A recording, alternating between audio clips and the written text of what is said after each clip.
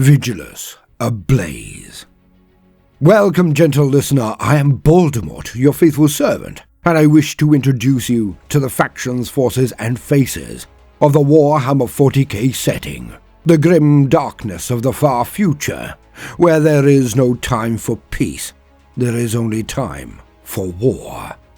If you wish to see the channel flourish and possibly take on bigger topics and get better resources, then like and subscribe, but also consider joining our Patreon or throwing a one-off tip in the form of a super thanks. And today, as I am working on large pieces for the festive period, we take a look into the titanic confrontation between Abaddon the Despoiler and Warmaster of Chaos against the first of the sons of Gravitic, the legendary Marneus Calgar, chapter master of the Ultramarines. We go to the planet Vigilus, the gateway to the Nachmund Gauntlet, and one of the only routes from one side of the Imperium to the dark half, separated by the Cicatrix Maledictum. This is a straight read of the expansion Vigilus Ablaze to complement my playlist on Vigilus Defiant. I hope you enjoy hearing it as much as I enjoyed reading it. Now, to quote.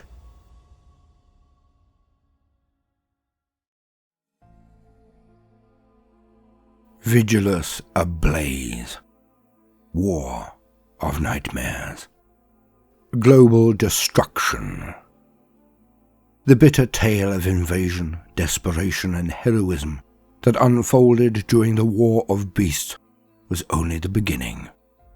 There was an even greater threat to Vigilus, the Nachmund Gauntlet, and the Imperium Nihilus as a whole, that of the Warmaster Abaddon and the dread legions of chaos that marched at his command. The Cicatrix Maledictum forever changed the Imperium of man, and as it tore open across the length of the galaxy, 1,000 new wars began. In the Segmentum Obscurus, the populous but arid planet Vigilus became a point of crucial strategic importance. That world lay at the northern end of the Nachmund Gauntlet, one of the few stable corridors across the Great Rift. Through its haunted reaches, spacecraft could cross from the heartlands of the Imperium Sanctus to the desperate and anarchic Imperium Nihilus and back again, with at least some chance of arriving at their destination intact. Yet, as the Great Rift opened, it disgorged an invasion fleet of orcs that fell upon Vigilus like an avalanche. The sudden influx of greenskins triggered an insurrection of gene-stealer cults that had long dwelt beneath the planet's surface. Even before the Noctis Aeterna cut Vigilus off from the Astronomicon, its every continent was riven by war. The name of the Vigilus system was soon on the lips of the High Lords of Terror themselves. The Lord Commander of the Imperium, the Primarch Gravitic, swore that the planet would endure, and sent the Chapter Master of the Ultramarines, Marneus Calgar, to ensure his word was true.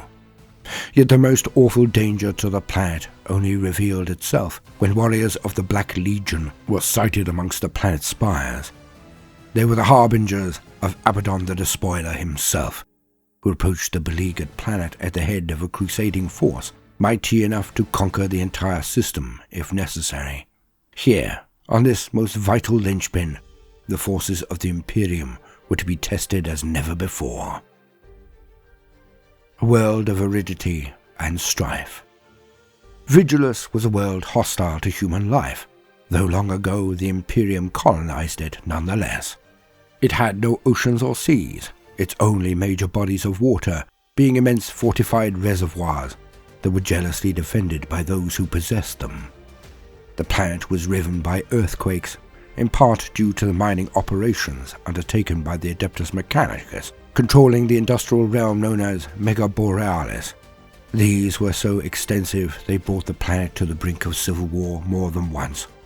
And still, the tech priests would not say what it was they sought with such desperate intensity. Because of this, the planet's settlements were built wide as well as tall. The skyscraping mountainous hive cities joined by thousands of miles of industrial manufactorums and sectors mechanicus. Each hive sprawl, as they were known, supplied something vital to its fellows and imported critical resources in its turn. These artificial continents were once protected by the planet's principal export, the Bastion-class force field, a crackling perimeter defense that was as much sci-tech as it was conventional barrier. In the early stages of the War of Beasts, when the Orcs landed their colossal ships in the planet's waste, these barriers kept them at bay. Yet when the warp storms of the Noctis Eterna disrupted the side barriers, the greenskins gleefully invaded the high sprawls, in turn spurring the Genestealer cults to rise from within. The Imperial counterattacks did serious damage to the Orc scrap cities in the wastelands, and purged many a nest of Xenos cultists with fire, even rooting out the dreaded infections of chaos in places. Ultimately, however, the Imperium reacted too late to save the high sprawls from being seized in 100 theatres of war. The Vigilus Senate was forced to concede swathes of the planet to its conquerors, and instead concentrated on fighting a rearguard action in order to have any chance of saving the planet. Chaos rising. Vigilus shall not be allowed to fall, rebooted Guilliman, Lord of the Imperium, avenging son and risen Primarch of the Ultramarines. Doom from the skies. The defenders of Vigilus had fought long to hold back the Xenos invaders. With the Orc assault blunted and the Genestealer cult largely contained, they had begun to think that they had endured the worst. Only when the skies lit with the engine flares of a vast chaos fleet did they realize the magnitude of their error. The doom of Vigilus was closing in from a dozen directions at once. From the wilderness came the greenskin hordes, whooping and hollering whenever the Imperium launched an assault on their scrap cities. As not for nothing is it said that to counterattack the Orcs in strength is to kick a dagger at wasp's nest. Too stubborn to give up despite the decisive strikes of the Adeptus Astartes, the greenskins charged headlong into the cities wherever they could force a hole in the defences, or hurried for sites on the horizon where smoke trailed and explosions boomed. Though close to half of the Orc invaders that had originally attacked Vigilus had been slain in violence or fire, many more had sprung from the aftermath. The leader of the Orc war effort, a hulking brute known as Cruel Daka, the Speed Lord Supreme, kept on the move throughout the War of Beasts, knowing that he was a primary target, but that the Imperials did not have the resources to hunt him down while the high sprawls were under attack. His hit-and-run assaults took their toll on everything from trench lines to armoured mega-convoys. After the siege of Mortwald, many Imperial knights swore a vow of duty to claim his head, but at the onset of the Chaos invasion, none had claimed success. From below each high sprawl came a seemingly endless infestation of Genestealer cults, from the cult of the Pauper Princes, boiling up from hidden warrens to claim city streets, dockyards, and water purification plants. In scores of hab zones and city plazas, they were put down by the local Astra Militarum forces and their Space Marine allies, but there always seemed to be more. The false continent of Dirkden was abandoned to the insurrectionists, with pure-strained Genestealers running openly in the streets. War raged from the reservoirs of Otek High Spore, known as the Hollows, while the space elevator that supplied Mega Borealis with water, mined from frozen asteroids, was seized by the higher echelons of the cult. Though less aggressive than the Orcs, the cult fought with such cunning and careful forethought, they even overcame the Skitarii and Adeptus Sororitas kill teams sent to root them out. These two Xenos races were portrayed as savage and brutish by the Imperial propaganda machine, but in truth, both showed a hidden cunning that stymied Imperial efforts to rid Vigilus of their presence. Claims that victory in the War of Beasts was close at hand rang out every new dawn, but some began to detect a note of desperation under the strident calls to action. These bestial foes were not the only scourge upon the citizens of Vigilus.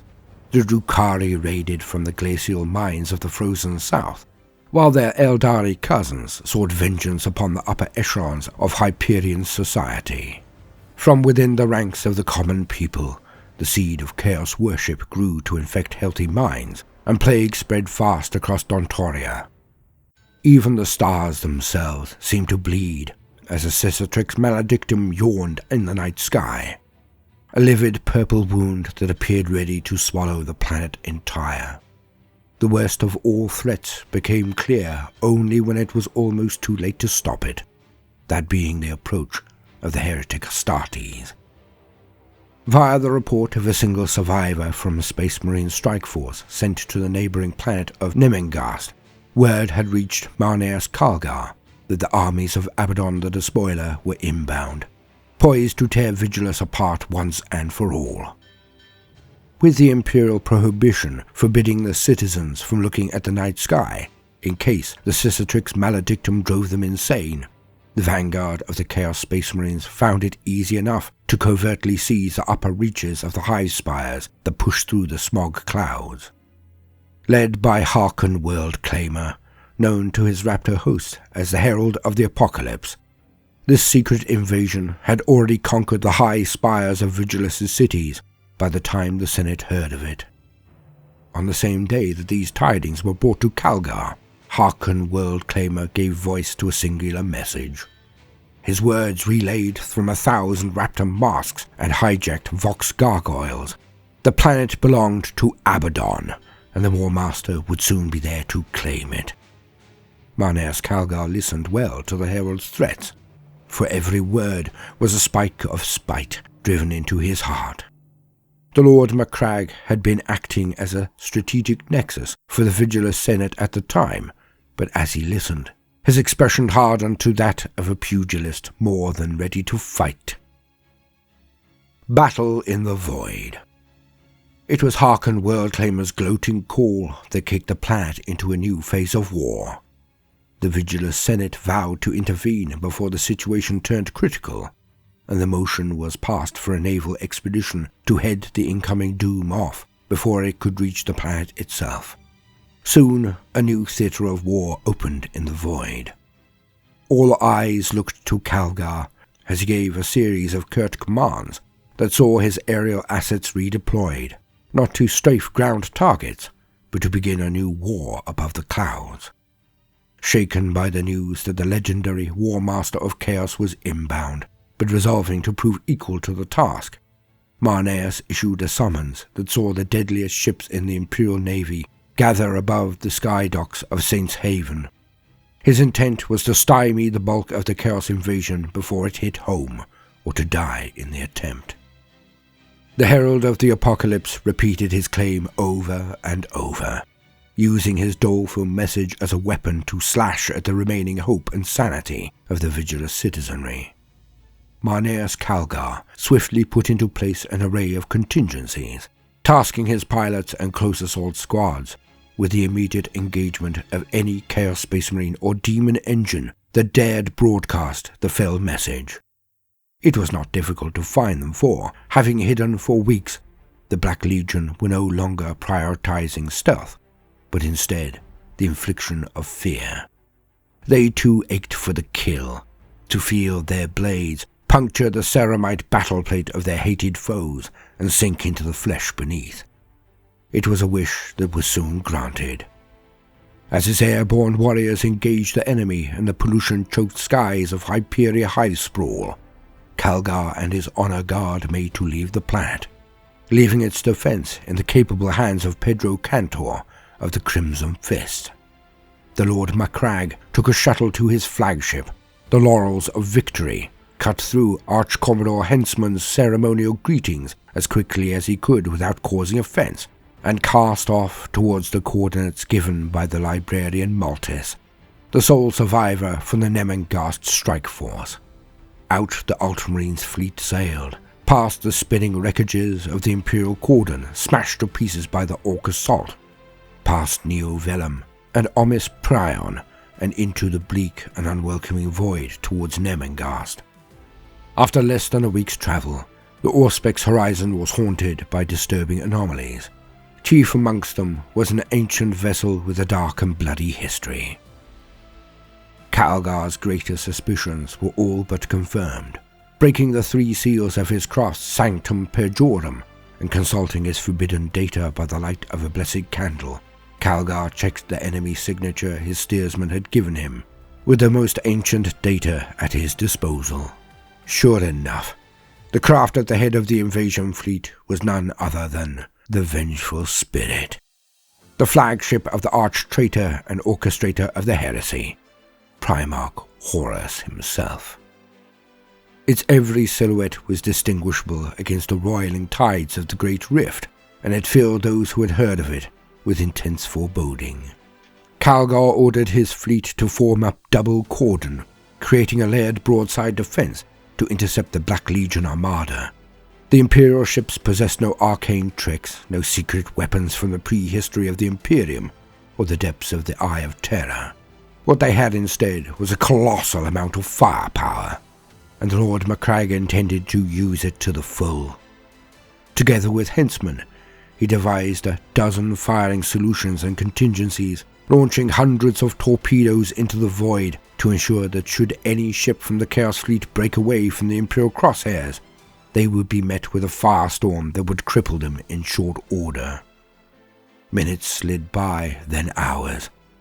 The Chaos vessels hove in closer and closer, not changing their heading so much as 1 degree.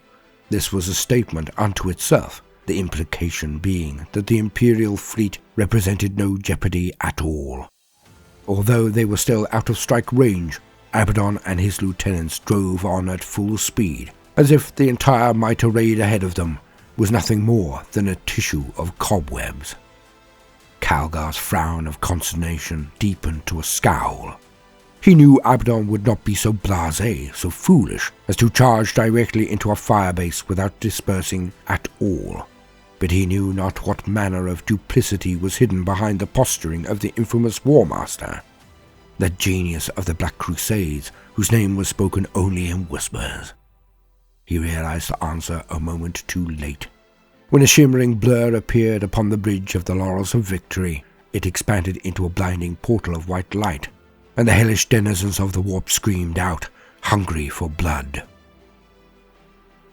The bridge assailed. The bridge of the Laurels of Victory burst into hectic action as the warp portal yawned open, disgorging pale-skinned hellspawn. Leaping forth from a tide of writhing, crab-like androgynous came a 4-armed monstrosity that headed straight for Calgar.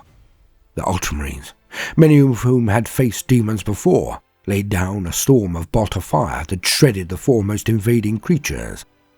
These were not the slow and methodical plague spawn that had defiled Ultramar, but a fast and dexterous breed that danced through the firestorm and endured grievous wounds with shrieks of ecstatic glee. The 4-armed giant bore down on Calgar as his gauntlets of Ultramar spat mass reactive shells into its pierced and jewel-strung torso. Lethro Ados and Nemus Adrianus of his Victrix Honor Guard stood between their lord and his assailant, but their blows were met by the creature's shimmering shield, and they were knocked aside. The demon's great spear darted in. Calgar caught it behind the tip, holding it an inch from his heart. But he could not stop it, for the pole arm was slick with nameless fluids. The creature leaned into the blow, and the spear slid through Calgar's grip to impale him through the heart. Quick as a snake, the creature lashed out a claw and tore out Calgar's throat.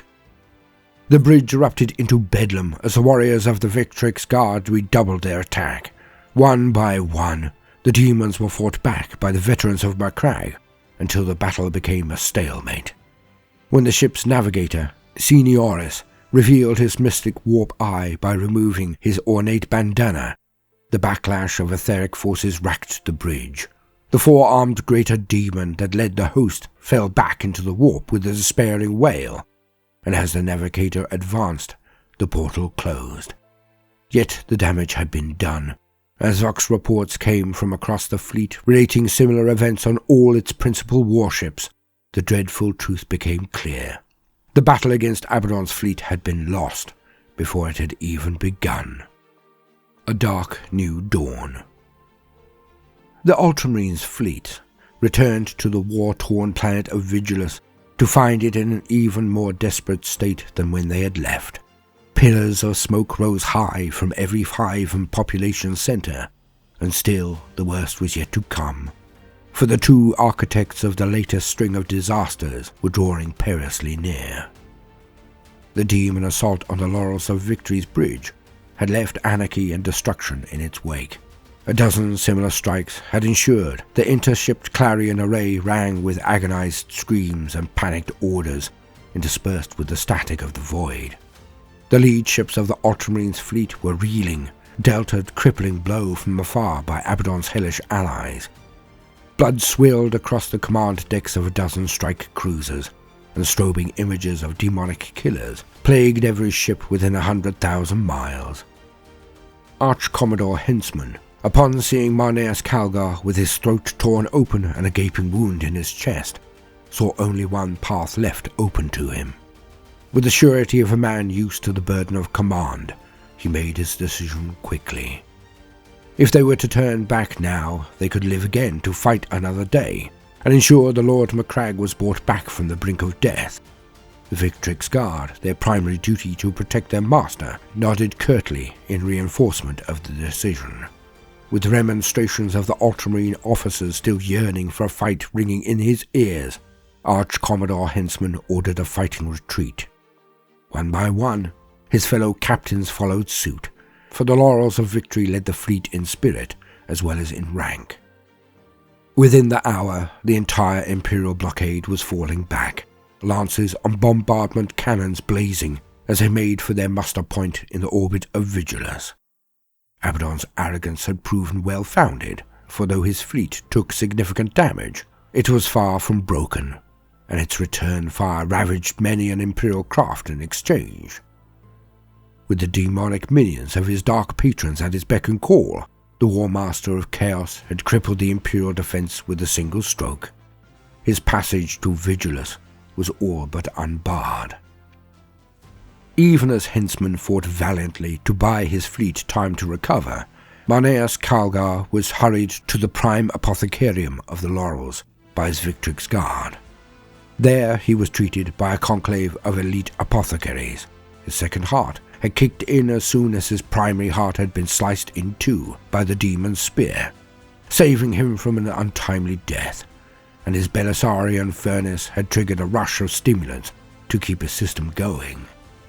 His ravaged throat was sutured, reinforced and regrown, the apothecaries administering intense regenerative chem baths, cyborgization surgery, and a lengthy rejuvenate treatment. Although he had survived the ordeal, Calgar was not unmarked by it, and ever after spoke with a faint mechanical burr in his voice. The return of the Imperial ships to the docks above Saint's Haven was greeted with great jubilation by the citizenry below, and in the places not still fraught with battle, there were celebrations in the streets. Although the people were still forbidden from looking upwards lest they catch a glimpse of the great rift, none could mistake the sullen growl and throb of the ship's engines. The Imperial propaganda machine went into overdrive to explain the sudden presence of the fleet, insisting that it had returned to see Vigilus liberated, rather than admitting the truth of its retreat. At the outset of the mission, the Imperial Vox broadcasters had been so insistent that Calgar's armada would meet with unalloyed success. It was natural for the populace to assume that the enemy threat, the precise nature of which had been carefully obfuscated, had indeed been defeated. There were those amongst the populace that knew the truth, however. These included the sons of Vanadan, latter-day scions of the demagogue who had fueled the rise of Storval's Tzeentchian pyroclast cults during the War of Beasts. These Chaos followers claimed to be able to read the future in the flames. They spread the rumor that the Imperial fleet had been forced to retreat to Vigilus by the true inheritors of the planet, the worshippers of the ancient gods from before the reign of the Emperor. With the words of Harkon Worldclaimer still ringing in their ears, the people of Storval and Hyperia gave gradual credence to these rumors, until an undercurrent of fear and doubt ran beneath the claims that all was well. The Space Marines of Calgar's expedition made their return to Vigilus not in a triumphal process as a Ministorum would have had it, but as a drop-pod invasion force. They hammered down from battle barges and strike cruisers by the dozen, contrails streaking the skies. This time they struck not at the orc-held fringes of the high spores, nor at the places where the banners of the pauper princes fell high, but at those areas claimed by chaos. Many of the high spires and citadels were still being besieged, despite the aerial counter-assaults launched by Calgar's strike forces before the fleet had set off. In places, the sudden return of the Space Marines was enough to tip the balance, and several spires were reclaimed. But it was slowly becoming clear that the Adeptus Astartes were too late to truly have an impact on the rest. The rot had spread too far, infecting the hives from the top down. Calgar, by this point, had healed well from his grievous injuries. As a prime example of the Adeptus Astartes, and a Primaris at that, his ability to survive trauma was second to none. Viewing dozens of data slates and picked thief relays at once in order to swiftly pass the maximum amount of relevant data, he spent long hours assessing the damage that had been inflicted upon the planet. It painted a grim picture indeed. Dirkton was lost, abandoned to the Genestealer cults at Lord Calgar's command. Kaelak's Bane was likewise forsaken, its glacier miners having fled from the Drukhari menace haunting the blizzards.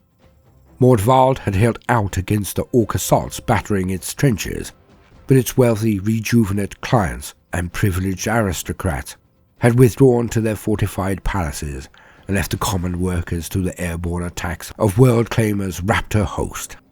Mega Borealis was torn apart by the forces of the Omnissiah, the Heretic, and the Xenos. The greater Omnissiah hoist, the orbital relay that enabled frozen water to be imported from asteroids, was in the clutches of the pauper princes, thus robbing Vigilus of a vital water source. Dontaria hive sprawl had been tainted by the plagues of Nurgle that had so recently infected Ultramar and became host to a fast-spreading sickness that none could cure. Otik's reservoirs, the site of intense battle between the pauper princes, the Space Wolves, and the Adeptus Sororitas, had been proclaimed quarantine toxicus by the Death Watch kill teams that investigated their purity, and the ever-thirsting populace was being driven to the edge of madness by the shrieks of hunting warp talons. Storval, its geomantic sites tortured by the agents of the martyr Vanadan, was home to 3 erupting volcanoes, which were hurling billions of tons of ash into the skies to rain back down as smouldering cinders that burned the flesh. The planet was on the brink of total ruination, and the arrival of the inbound Chaos host would likely drive it over the edge. War in the darkness. The coming of Chaos triggered an epidemic of fear and rage amongst the populace of Vigilus and, in places, rioting filled the streets. The reaction of many a soul when faced with horror and near certain doom was to pray for divine intervention, and it was not only the Emperor that was worshipped upon that stricken planet. The smog clouds above Vigilus parted under the bow wave of energy preceding the Chaos fleet, and the horrifying truth was revealed. The planet was under attack from precisely those forces Calgar's fleet was said to have defeated. Outbreaks of violent anger and unrest flared up in every hab block. Some took to looting while others went to ground, stockpiling food and water in the hope of riding out the storm. Much of the populace of Vigilus found relief from the despair caused by the coming of Abaddon's fleet in the form of the Imperial cult. The Adeptus Sororitas and Ministorum priests of the planet found themselves being followed around by crowds of devoted pilgrims, ranging from ragged flagellants to organized gangs calling themselves Fraternis Militia. All too often, these disciples proved as much a curse as a blessing for the Ministorum forces, for they gave little thought to strategy. Meanwhile, many of those driven to near madness by the ongoing war joined the side of the corruptors and despots, becoming part of chaos cults that flocked to greet their masters as the ships of the heretic Astartes emerged from the pollution-choked skies. Still more sought solace underground. They embraced the fanaticism of the subterranean cults who claimed to be true native vigilants, and in doing so, bolstered the ranks of the pauper princes. When the Chaos ships arrived, the infestation welcomed a great influx almost overnight. Abaddon had not taken the pauper princes into account when he had formulated his strategies of conquest, for the cult's war leaders had concealed their kin from psychic scrying as well as from mundane observation. Even as the Black Legion and their renegade allies fought to claim the high sprawls from the top down, they encountered stalwart resistance from resurgent gene sects seizing up from below. In every false continent, the Chaos invaders were beset by scions of Grandsire Worm, for they would not relinquish the holdings they had worked so hard to acquire. The Chaos invasion of Vigilus saw the Xeno-cultist stronghold of Dirkden attacked in force. The continent's fate had been given to the infamous Night Lords, as well as elements from the renegade chapter known as the Scourged. Their mission was to capitalize on the fear and confusion engendered by Harken Worldclaimer's Demon Vox broadcast, and drive the High Sprawl over the edge into an abyss of madness and violence. It was a task to which the two forces were eminently suited. Only a small force of Night Lords were part of the invasion. At that time, the majority of their notorious brotherhood was near the Eye of Terror, attacking craftworld Ulthway. The Night Lord's leader, Ramagun Zavastas, had made a deal with Abaddon to ensure he was given Ashenid Non-Hive as a locale of his primary attack. He had learned from his skull-masked visionary brother, Vrienus, that the capital city's large criminal population might prove excellent recruitment grounds for a new generation of warriors, or, if that failed, hardy slaves. Yet even Vrienus had not foreseen the extent of the Xenos corruption that ran through Dirkden. There was something about the psychic gestalt of the gene-stealer hybrids that made it difficult for him and those like him to sense their presence. Whether this was a deliberate obfuscation on the part of the cult's megases, or some innate echo of the shadow in the warp that precedes each Tyranid hive fleet, Vrienus could not tell. Either way, it proved to be a deciding factor in the wars to come. When the Night Lords made planetfall, they slaughtered their way through the streets of Dirkden, torturing those who resisted them. They battled against the criminal fraternity of the continent for several days, for the lowest sinners and recidivists were the only ones who had stayed to claim the hive sprawl. Yet that corrupt organization was not all it seemed, for members were being controlled from the shadows. Sevastus, Vrienus, and their warband found themselves fighting for their lives as thousands of gene-stealer cult hybrids emerged from false walls and trapdoors to fight alongside the criminals of the underworld. The bolters, blades, and lightning claws of the heretic Astartes took a horrific toll, many-limbed bodies piling so high, the Night Lords used them as impromptu ramparts in the open-roofed halls of Ashendon Non-Hive. Still, the cult sent in wave after wave, intending to drown the invaders in sheer numbers. The cult did not risk its pure-strain gene-stealer offspring against the Night Lords. Instead, the Primus Holland Desh, sent from Mega Borealis to secure the cult's holdings, led several claws of aberrants and metamorphic hybrids. The shock assault proved enough to break the Night Lords and the Scourged alike, and Dirkden remained in the hands of the pauper princes. Retaking the hoist. The Omnissiah hoist, that vast pulley mechanism by which the Adeptus Mechanicus drew ice-clad asteroids from space in order to harvest vital aqua meteores, had been taken by a strike force of pure-strain gene-stealers. With water so scarce, the tech priests launched a concerted assault to reclaim it. The war in Mega Borealis had raged out of control for some time, though the gene-stealer cult uprising had been contained in most of the continent's districts by methodical extermination teams of Skitarii, Cataphon servitors, and Space Marines. The heaviest fighting had been concentrated around the vast technological miracle that ran through the core of the Stygian spires, and then high into space above them, known as the Greater Omnissian Hoist. The The pauper princes had taken the lower levels of the hoist during the War of Beasts. Their invasion plans had been so thorough that their covert agents, who had infiltrated the Stygian workforce, had been able to extract the access codes for 100 different vault doors. The upper levels, which were kept to a higher level of sanctification, proved far more difficult to seize.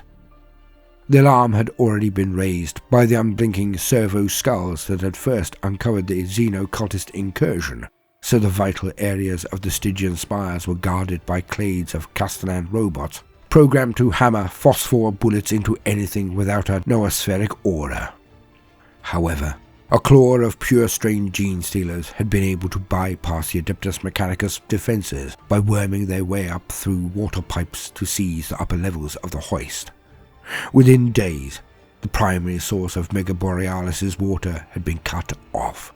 A plan that had been generations in the making had finally been put into deadly effect.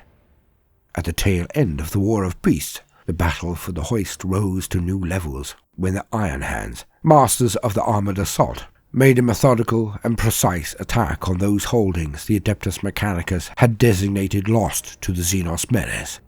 Before they could make much headway, however, the presence of the Space Marines drew the attention of nearby Orc forces, who battered their way through the high sprawl to join the fight. Within a matter of hours, the Space Marines found themselves battling two species of Xenos at once.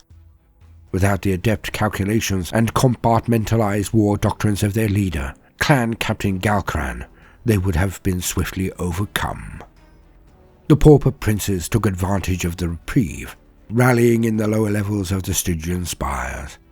Then the Iron Hand strike force, Darkspear, leveled a punitive barrage on coordinates relayed from Galkran, reducing tracks of the Stygian spires claimed by the Genestealer cults to blackened smoking rubble. The way clear, the Castellan robots and their cult Mechanicus keepers began methodically working their way through the lower levels, guns blazing. Meanwhile, Skitarii macroclades were dispatched to take back the upper levels from the pure-strain gene-stealers that had seized their sovereign domain. The Skitarii counterattack hit home with impressive force. Unit after unit burst from disused transit capillaries that led into the sanctified control center, routes that had intentionally been left hidden by the warriors of the Omnissiah as contingencies should the main entry points be lost. In a matter of moments, the gene sealers in the hoist control hub found that the tables had been turned. Dozens of Xenos beasts were gunned down by the radium carbines and galvanic rifles of the Adeptus Mechanicus infantry. They fought with the fury of righteous zealots. So incensed were they at seeing their holy machinery profaned by Xenos claws. Acting on instinct, the gene sealers clambered up the walls like skittering spiders, and ripped away the autolumens that bathed the control room in a pallid glow. Darkness ascended as the lights were extinguished one by one, and with it came a horror from the void. Emerging from the largest of the water pipelines came the original patriarch of the Vigilus infestation, Grandsire Worm. The Xenos mastermind slashed his monstrous talons through the Skitarii with such force their bodies came apart in sprays of blood and sparking wires. Under his psychic control, the gene sealers and metamorph hybrids that fought alongside him sealed the vertical transit capillaries with deft twists of the circular wheel locks. In so doing, they cut off the Skitarii reinforcements still climbing up those shafts to join the fight. Eyes alight with an alien intelligence, the Patriarch hammered its gnarled fist into a glowing red icon on the primary control panel. The armored shutters that were designed to seal the room off from the outside world began to descend, the plasteel plates sliding slowly into place with a series of loud metallic thunks. Before the control center could be fully locked down, lances of neutron laser fire burst into the chamber, each a spear of blinding light in the gloom. Grandsire Worm was caught by one of the beams, which blasted two of his muscular limbs from his torso. His brood of pure-strain gene-stealers fared even worse. Caught in a deadly crossfire, they were annihilated around him. The vertical Skitarii assault had been a distraction tactic, and it had worked even better than expected. Anticipating that the Gene Stealers would be more than a match at close quarters, the Stygian tech priests had sent their Onager dune crawlers up the outside of the hive spire. With the metallic plates that had guarded their giant talon-like legs humming with electromagnetic fields, they had been able to cling to the hive's metal skin and stalk slowly up its near vertical slopes right to the top. The surprise assault had come not a moment too soon. Much to the relief of the tech priests overseeing it, the dune crawler assault proved so effective that it cleansed the hoist's upper levels of Xenos taint altogether. To cauterize the wound. In Hyperia, the Imperial response to the Chaos invasion of the Hive Spires was swift and focused. When even more reports came in detailing a heretic presence on the other false continents, it became clear that wider and more drastic measures were needed to deal with the encroaching darkness. Word of each new assault reached Saints Haven via armed couriers, Skyflare semaphore, and intel cylinders from the moon of Neovelum, and the leaders of the Adeptus Astartes drew up overlapping response plans. Though they had made many tactical gains in the spires of Hyperia and further afield, the grand strategy had to be revised over and over, as it became clear that Abaddon had brought a dark alliance of renegade chapters and traitor legions to bear against Vigilus. Even as the Space Marine lords pored over charts and data slates of enemy dispositions, 10,000-year-old traitors who had devoted their immortal lifespans to the conquest of the Imperium stalked the hive spores with bolters roaring death. Though there were many at the Vigilus Senate who had only heard the names of the forces attacking the planet as whispered legends, if that, to Marneus Calgar, they rang like a litany of disaster from his worst nightmares. Here the ancient enemies of the Imperium were writ large. The Black Legion were present to some degree in all of the false continents, their midnight black armor emblazoned with that most dreaded of sigils, the Eye of Horus. They were not alone, for Abaddon had marshalled an assembly of traitors like no other. The Word-bearers, the crimson armor covered in the unholy script of Lorgar, were attacking the armored spire convents of Hyperia with zealous fanaticism. Their foot soldiers advanced in massed phalanxes, with their bolters laying down overlapping fields of fire, Havoc heavy weapons specialists blasting away at the repulsor and exorcist tanks sent to intercept them. The Iron Warriors made drop assaults from vast, heavily armored warships that hung in low orbit, the principal site of their aggression the well-defended trench networks of Mortwald. Masters in the art of siege warfare, they brought pinpoint lascannon fire against the bastion networks and fortresses of redemption that had held back the greenskin invaders for so many years. One by one, those defenses cracked, for the Iron Warriors struck with terrible speed and strength. The Imperial fists made haste to the front lines to hurl them back, but they could not be everywhere at once, and the feints and charges of massed Chaos cultists kept them pinned amongst the trenches, while the true strength of the traitors hit home elsewhere. The Night Lords descended upon Dirkden, the Scourged alongside them, though he hoped they would be assailed by the Gene-Stealer cultists that had engineered the false continent's downfall. Calgar knew that the vile scions of Conrad Kurz would not be defeated so easily, and even if hurled back, would be likely to refocus their assault on the Hyperia Dirkden fort wall and move into the region south of Saints Haven. The Lekot's chain, including the false islands of Zardonica and Lutheran Island, was overrun by strange machine parasitism, and anarchy was brought to the streets by Abaddon's Archlord Discordant, Vex Machinator. The water purification plants were rendered hopelessly corrupted by the aura of raw chaos he carried with him, which unleashed havoc upon man and machine alike. Dontoria was in the grips of an epidemic. Plasteel shanty structures rotted in every hab block, devoured by a rapacious rust curse, even as the flesh of the humans within blackened and turned to foul slurry. Giant bulging blisters appeared on the citizens of Godhalev Subsprawl, often in patterns that mirrored the Great Rift. When the blisters burst, they spilled out tiny writhing creatures, demon maggots that grew swiftly into waddling glitchlings, whose aura infected machines as well as flesh. Supernatural plague was an enemy that the Space Marines knew they could not fight. With a heavy heart, Calgar considered the fact that Dontoria too was all but lost. Calgar's fires. Calgar was left little choice but to take extreme action, for the assault of Abaddon and his allies was as devastating as it was swift. Yet having so recently ceded Dirkden to the Pauper Princes, he balked at the idea of giving up territory to the Chaos Assault. The matter was discussed with vehement passion in the Vigilus Senate, but at first no one could agree on a course. In the end, it was Lucian Agamemnus IX, the planetary governor, who helped make Calgar's mind up for him. The upper levels of many high spires, taken over by the forces of chaos, had been lost. She suggested that a deal be struck with the Adeptus Mechanicus and their industrial machinery brought to bear to cause a seismic disruption of immense magnitude.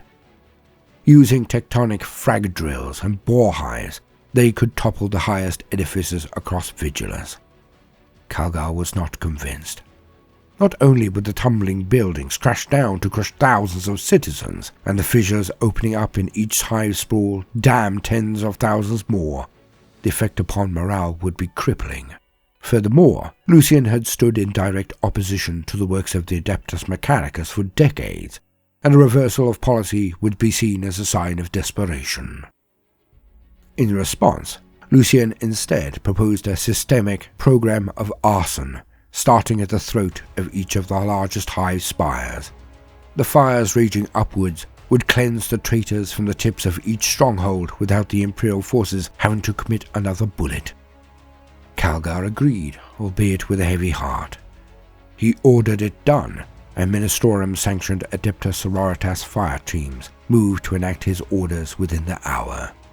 The conflagrations known collectively as Calgar's fires were set in every hive to pierce the smog cloud layer, and one by one the spires of Vigilus burned. There are truths upon Vigilus that have remained hidden for eons. So closely guarded are they, so deeply buried, that the planet's people have no idea they even existed in the first place. Their hiding places have become blind spots, areas forgotten by all except the cautionary legends of Grand Mamsels and the last of the Vigilant Seers. Yet in those secret places can be found the salvation of the planet, or, if it falls into the wrong hands, its damnation. Vale de Gear, Eldar Seer of the Burning Wheel. Inside the Swirl. The secret within the Vulian Swirl was to effect the war of nightmares in the most profound of ways. What had long been ignored suddenly became the focus of a new military campaign. The giant dust storm to the east of Hyperia Hivesprawl was avoided by almost all on Vigilus. Even the greenskins and the cults of the Pauper Princes gave it a wide berth. Those whose curiosity had driven them close to its boundaries had found the ferocity of the weather system a deadly barrier, and those who lived to tell of it proved a further disincentive for any future would-be explorers. The whipping high-velocity winds that howled in a great circle around the eye of the storm carried with them billions of tons of particulate matter. Grains of sand, flinders of rust, and splinters of rock that could shred the skin from a man in a matter of seconds. The storm raged on decade after decade, as ceaseless as the Jovian red spot in the Sol system. The Swirl was a region so hostile to life, so terrible in its anger, that only those with protective equipment, like Adeptus Astartes' battle plate, had any chance of making it through to the eye of the storm beyond. But there were some who had braved the journey, and thereby found the secrets that lay deep within. When the Space Marines arrived during the second phase of the War of Beasts, the Aquilarian Council, Vigilus's governing body at that time, had insisted that to study the Vulian Swirl was a waste of resources. though it birthed smaller storms that span out across the wastes like the cells of some vile canker budding from the parent mass. The planet's leaders were convinced it was not worth investigating, as every attempt thus far had ended in failure. The Dark Angels ventured to explore it nonetheless, for they had reasons of their own to search the most remote regions of the planet. At first, they had traveled in rugged transports, driving in a sidelong chevron formation so one vehicle could provide cover for the next. When the transports had choked and died, their gears and pistons fouled by sand, the Space Marines had sent forth strike teams on armored bikes, high-powered vehicles with a profile low enough to slip through the relentless winds. On these they made it further still, but not far enough. The bikes too were fouled by the swirling particulate and ultimately brought to a halt, their machine spirits screaming in anger when their throttles were gunned to no avail. Vowing to reclaim their metal steeds before the end, the Space Marines had then advanced on foot, fighting with every dogged step to reach the swirl's heart. But they were not to find it. The area covered by the Vulian swirl was vast, and with visibility so poor, and the storm's electromagnetic interference playing havoc with their sensors, they were forced to concede defeat and return to the wider war. Yet it pained them to do so, for they sensed that something of great import was concealed within the terrible storm, and they were right. For millennia, the swirl had hidden an ancient stronghold of dark rock, known by the nameless masons that had built it as the Citadel Vigilant. It had been claimed long ago by a warband of the Fallen. Those ancient traitors of the First Legion had been conducting investigations into the nature of Vigilus for centuries, and using the planet as a staging post for their own agendas. The remote and hostile locale, twinned with the psychic shielding provided by the fallen librarian Osandus, had made it extremely difficult for anyone to uncover the secrets at the heart of the swirl. Abaddon was the exception.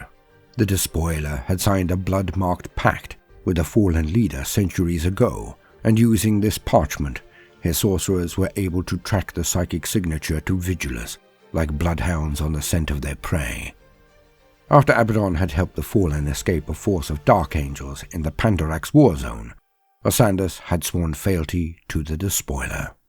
The Warmaster had suspected that the allegiance of the fallen librarian would be useful in the future, and events upon Vigilus would prove him right. The time to call in the dead was now. The Void Claw. At the spine of the Citadel Vigilant was an ancient weapon known as the Void Claw, a device of incredible power. Its fallen guardians had a dire use in mind for it, but the Despoiler had plans of his own.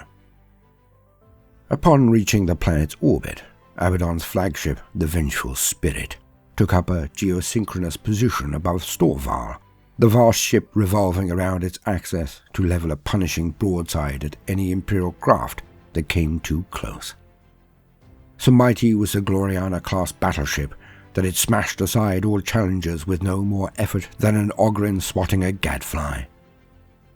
Though the Imperial Navy mounted an initial foray against it, cleared by the chapter masters who had identified its hated silhouette, the giant warship inflicted such terrible losses they were forced to withdraw.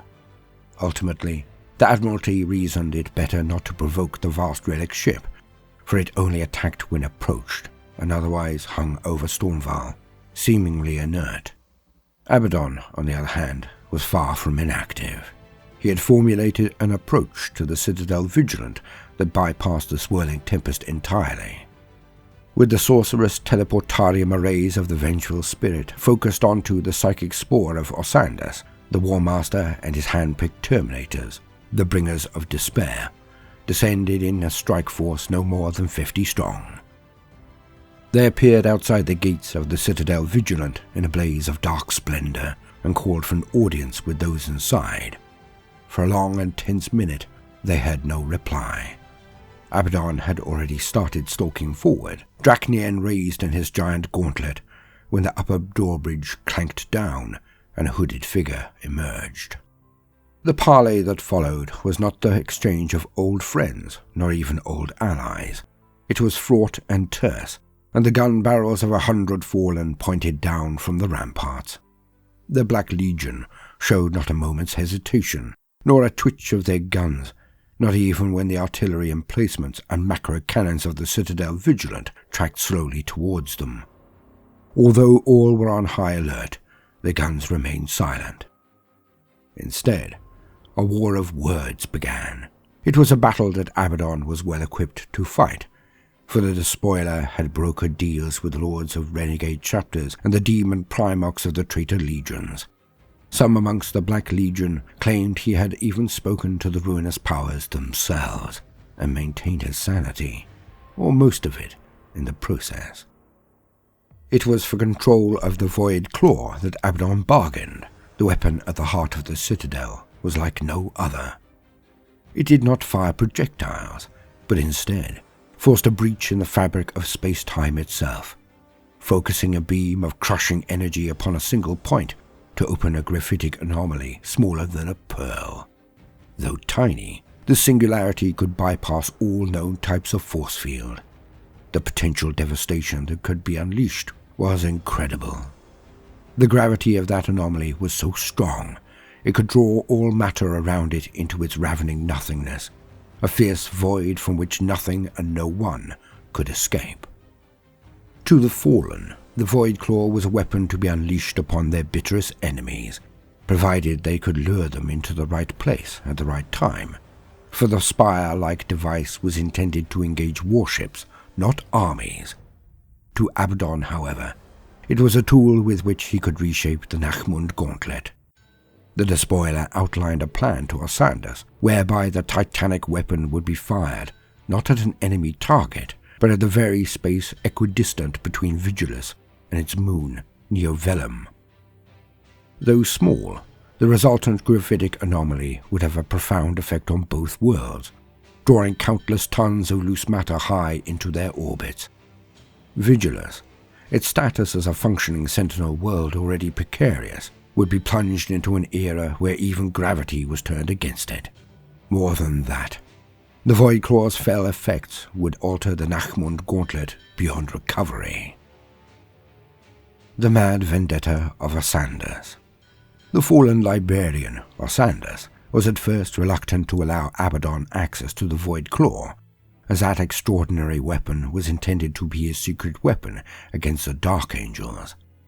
This was a device so powerful that even when dormant it caused an anomalous weather system to swirl around it.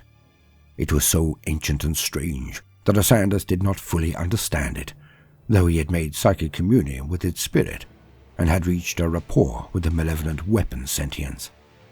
The librarian's plan had been to gather an army of the fallen so large that his former kin, the Dark Angels, had no choice but to investigate in force.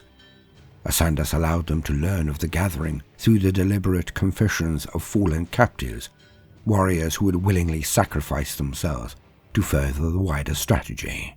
Thus, the librarian ensured that the correct information was revealed at the right time, luring the First Legion's remnants to Vigilus, in all probability, upon the space-going fortress monastery known as the Rock. Once that great warship entered orbit, the Void Claw would be unleashed. The librarian intended to coax the Rock into committing an orbital bombardment, trusting that the ancient force field around the Citadel would protect his warriors as he returned fire with the Void Claw. Should the device open a singularity within the Rock, it would crush the space-going fortress from the inside out. Yet Abaddon's plan for the destruction of the Nachmund Gauntlet was so compelling in its vision and scope that Asandus came to see its virtue. To strike back at the Imperium as a whole would be an even sweeter prize. With the chanting of sacraments and the shattering of ancient wards, the Void Claw was brought to shuddering, crackling life. Dust whirled in a high spiral, the ground shuddering as the entire citadel was rocked to its foundations. The air itself screamed as the Void Claw went to work, and a tiny singularity was torn in the fabric of real space, high above the planet. False tides. When unleashed, the Voidclaw had a horribly deleterious effect on Vigilus. Just as a moon affects the waters of the world below, the Gravitic anomaly pulled everything upon Vigilus towards it, destroying a great deal in the process. The destruction it caused spiraled quickly to the level of a global catastrophe. The terrifyingly strong lure of the Voidclaw's Gravitic singularity, known thenceforth as the Vulian anomaly, had countless consequences for the Imperial war effort. The effects were so dire that the Vigilus Senate was flooded with intel from across the world, and the streets of Saints Haven thronged with messengers and petitioners from every active front. Subsidiary war rooms were opened in chambers throughout the Governor's Palace, each one a triage and solution center for a separate theatre of battle. Yet even with Marneus Calgar's prodigious strategic acumen coordinating them, the Imperial commanders found themselves unable to categorize the ever-changing face of the War of Nightmares, let alone reverse its course. By the time one disaster had been reported, two more had begun to unfold. The first to feel the anomaly's baleful pull were the fleets that hung in orbit around Vigilus. In the hours before the Voidclaw's throbbing engines had activated, the admirals of the Imperial fleets had watched in confusion as the Chaos ships had changed course, taking up new positions that appeared to have no strategic value. It was Arch-Commodore Vensatoria that first noticed that they were all facing away from the Vulian swirl, but she could not guess why. Only when the Gravitic singularity opened did the Imperial admirals realize that the change of orientation was for good reason. The Chaos ships had shifted to points where they could counteract the effects of the anomaly with their engines. The same could not be said for the Imperial fleet. Outrider ships, tugs and cutters that were near the gravity well of the singularity found themselves veering off course to crash into the Leviathan ships they were supposed to be escorting. Planetside, strings of explosions erupted as all manner of hell broke loose. The Vulian swirl was stretched up into a vast swirling, spiraling cone towards the anomaly, a gigantic talon of dust that could be seen halfway across the planet. Anything small, not tied or bolted down, was drawn towards that great storm by the force of the anomaly that hungered above it. In Hurricane Wreck, the closest orc scrap city, every loose nut and screw began to roll in the same direction, heading out of the city in streams of metal, much to the bafflement of Ragzaka's mechs and the delight of those grots enterprising enough to chase them down for profit. As the planet's tectonic plates shivered and buckled, the spires of Megaborealis, Hyperia, Dirkden, and Storval tumbled and fell. Thousands of lives were lost with each collapse, burning rubble cascading through the streets. Meanwhile, the greater Omnissian hoist warped and snapped as the Sacras Tora Hawkwing space station to which it was connected was drawn towards the vortex. Neo Vellum was also affected, though the alteration of its course was invisible to the eye. The acid swamps that blighted its surface slid and bubbled as they were caught in the anomaly's pull. The bridges and transport ways that had linked each scriptorium were eaten away by the rising caustic lakes, and they too fell, toppling into a vitriolic muck to be dissolved. In the depths of space, the nebulas of cosmic dust that swirled at the edge of the Vigilus system closed in, imperceptibly at first, but then at great pace as they were drawn towards the Vulian anomaly. Above Vigilus, the light of Astrovigilia became dimmer with every passing day, masking the planet below in gloom, and worsening Imperial morale still further. With one act of parley, by calling in a singular debt, Abaddon had struck a blow against the Vigilus system that would be almost impossible to counter. This is a war that cannot be won. What good are even a score of Space Marine chapters if all they can do is claim victory over the desiccated corpse of a once great world? We shall all be dead by the time they slay the monsters that come from the spires. How can we feed ourselves, our children, if even the water that we crave is being drained by dark magic? All is lost. We can but look to our own survival in the last few days of this apocalypse. Death to those who would hinder us. Lemars Nach, civic leader and armsman of the 20-headed Hydra. The Secret of the Spears. The Adeptus Mechanicus of Styges 8 had been mining spears of blackstone from beneath the planet's surface and storing the mysterious substance in heavily defended silos. Unwittingly, in doing so, they played directly into the Warmaster's hands. Abaddon also had designs on the strange deposits of blackstone in the planet's crust, and had been prepared to gouge it out with slave gangs if necessary. Yet, with bore hive and tectonic frag drill, the Adeptus Mechanicus had done much of the work for them. Noctiluous stone had a peculiar property that, to those who understood the nature of the cosmos, made it more valuable than any other resource in the galaxy. Blackstone was warp-resonant and could be charged to either attract or repel empiric power. The spear-like deposits in Vigilus's crust had been polarized to repel warp energy by some ancient Xenos technology.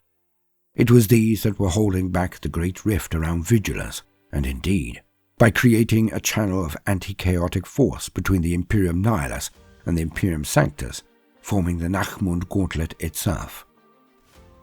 Though none save perhaps fabricator Vosh suspected it, the planet of Sanguiterra had the exact same spears of blackstone in its crust, held in a strange black suspension that meant they always pointed towards Vigilus. The anti-empiric field that thrummed between these spears kept the Nachmund Gauntlet open. Should Abaddon destroy that esoteric resource, the warp storms around the Nachmund Gauntlet would close in, and the corridor of safe passage would be subsumed completely. The iron fist closes tight. Vigilus was being choked by the forces Abaddon had unleashed upon it. What had once been a world at war was now becoming a living hell. But it was not only the Imperial forces that were under pressure. While the Gravitic curse Abaddon had leveled against the planet Vigilus was bending the laws of physics to the cause of anarchy and destruction, the doomsday creeds as invading forces spread everywhere they went, along with the strange warp-summoning structures his allies were building across the planet, were having much the same effect. The word-bearers, that most devout of traitor legions, were given the task of summoning the energies of the Cicatrix Maledictum to the planet, using arcane edifices known as Noctilith Crowns. The Death Guard were charged with spreading their plagues across Dontoria with renewed vigor, while the Night Lords were fighting hard in Dirkden, and the Iron Warriors were engaged with their old foes, the Imperial Fists, for control of Mortfald. However, the Chaos forces did not go unopposed. The Imperials, though reeling, were not yet defeated. Denied their Ares and Spire tips by the controlled infernos known as Calgar's fires, the Chaos invaders had taken the war into the cities and the parched wastes beyond. Some of the traitor legions, the World Eaters foremost amongst them, were content to slaughter and destroy, as the defenders of the Giants, a series of massive crenulated plateaus in northern Otek, found to their cost. Others, such as the Alpha Legion, engaged in a devastating array of covert actions, while the more devout legions pursued a war of indoctrination into the cults of the Dark Worship. Now was the time for all-out war, and neither traitor nor renegade shirked from their duty to cause as much carnage and madness as possible. Rather than trying to take on all of his foes at once, Calgar and the leaders of the Vigilus Senate made use of their local knowledge to wage a campaign of misdirection and entrapment. Though the confusion, rioting and panicking in the cityscapes precluded any cogent military plan there, out in the wastes, the relatively open landscape was a canvas upon which Calgar could work a strategic masterpiece. By manipulating the demeanors of their foes, the Imperial forces would drive one enemy into another, thus, ideally, obliterating both. It was a tactic inspired in part by Cryptman's Gambit, a strategy only to be used in the direst of circumstances. Yet, it was effective. Amongst the Space Marine forces that had fought during the War of Beasts, there were many who had learned firsthand of the reckless attitude of the Orcs and knew enough of the madcap, velocity-obsessed mentality of the Speedwar to roughly predict its movements.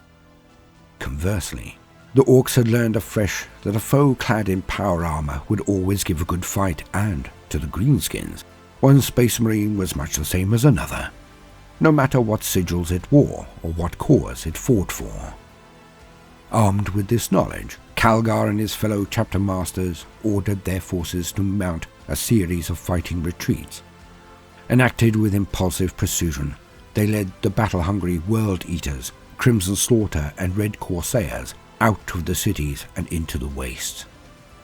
This frequently meant leading the foe through relatively open terrain, and in doing so, the Imperial suffered heavy losses. Not just from Orc gunners in the cities taking opportunistic shots at these easy targets, but from Chaos invaders who had taken up positions in the higher stories of the High Spore to level firepower against Orc and Imperial alike. Yet this was a price worth paying, for the action opened a new front that would absorb a great deal of the Chaos attackers' focus. The Orcs of the Speedwar, their eyes drawn to the explosions and trails of fire in the distance, made haste for the devastating clash between loyalists and traitors that were now erupting in the wastes. Fully anticipating the tide of vehicles they would summon with the spectacle of open war, the loyalists withdrew swiftly and in good order, extracting via Thunderhawk gunship and bulk lander, while the jeers and bellowing challenges of their traitorous cousins rang in their ears. The Chaos forces, not having as much in the way of aerial assets, were not able to evacuate in time from the killing zones into which they had been lured. They were quickly set upon by the Orcs of the Speedwar, who relished the fresh challenge of these new opponents. The first handful of greenskin vehicles were gunned down and cut apart by the Chaos troopers as they turned their fury upon the advancing Speedwar. But close behind the first Orc vehicles came a score, then 100 more. The heretic Astartes could not hope to stop them all. In the space of a scant few hours, the smoke pillars reaching high over the wastes had drawn thousands more roaring, belching, bullet-spitting vehicles to the open war zones. Even the World Eaters found themselves hard-pressed, for the Orcs were emboldened by speed and numerical superiority to such an extent that they could not be broken. So it was that the Xenos Bane that had torn Vigilus asunder during the War of Beasts proved to be an effective defense in its own right for the beleaguered Imperial forces. Infernal Machines.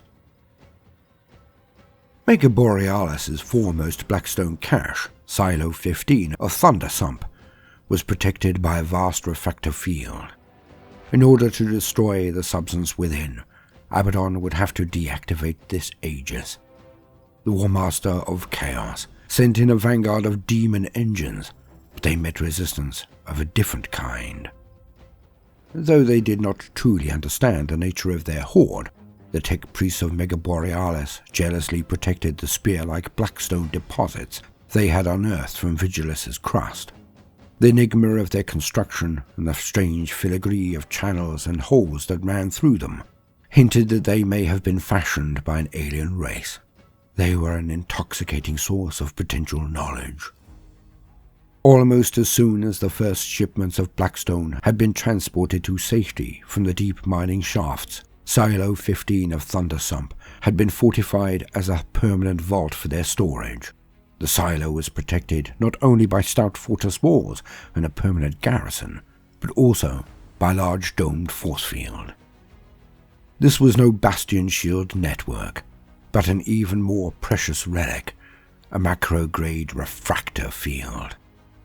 It generated a barrier that could turn energy, be it kinetic, thermal, nuclear, or otherwise, into harmless flashes of light. Abaddon had yet to release the wrecking ball of the demon engine hosts, and by that time they were straining at the leash. The brazen beasts, worshippers of the blood god, were known for their preponderance of possessed engines of war, and their fondness for launching several spearhead assaults at once. They had reached the planet not in a flotilla of ships, but in one massive twisted spacecraft. the Cerberite. That spaceborne colossus had once been their chapter's battle barge, but had languished so long in the eye of terror, it was itself now more like a hideous, colossal, half-living demon engine. The mutated battle barge came in dangerously low to push through Silo 15's macro-grade refractor field, flames licking around its underside as that ancient protective shield fought against the Cerberite's sheer mass. Fire was a little import to a machine forged in the hellscape of the warp, and helldrakes peeled off from eerie-like nests of ribbed cables. Vast gargoyle mouths yawned open at the ship's fore, the klaxon roars of scrap code so intimidating the machine spirits in the 1,000 barriers and vault seals quailed and yielded their locks in terror. From the ship's flanks uncoiled clanking ridged pseudopods made of linked metal plates that stretched down to anchor the ship to the spires of Mega Borealis. Down from the steep ramps came entire hosts of demon engines, the numbers such that they pushed through the defenses of the tech priests that hammered fire into their ranks. When they attacked, they did so as a vast claw gouging at the Adeptus Mechanicus lines, each spear tip led by a towering titan of war. The speed of their attack was as much a weapon as their strength, for though Mega Borealis still had countless clades of defenders active, they could not bring enough assets to bear in time to stop the shock assault. The brazen beast had amassed no fewer than 3 Lords of Skulls, demi-humanoid monstrosities that ground through whole congregations of electro-priests with skull-embossed tracks. Packs of forge fiends thundered alongside them like great hounds accompanying some godly hunter, using their vast metal claws to bat aside the cataphron breaches that drove forward to intercept them with crackling blasts of energy. As a concentric circle of Castellan robots formed up around Silo 15, many-legged venom crawlers scuttled towards them, their bulbous abdomens emanating strange etheric forces as they pounced on the towering automatons and stabbed at them with piston-driven legs.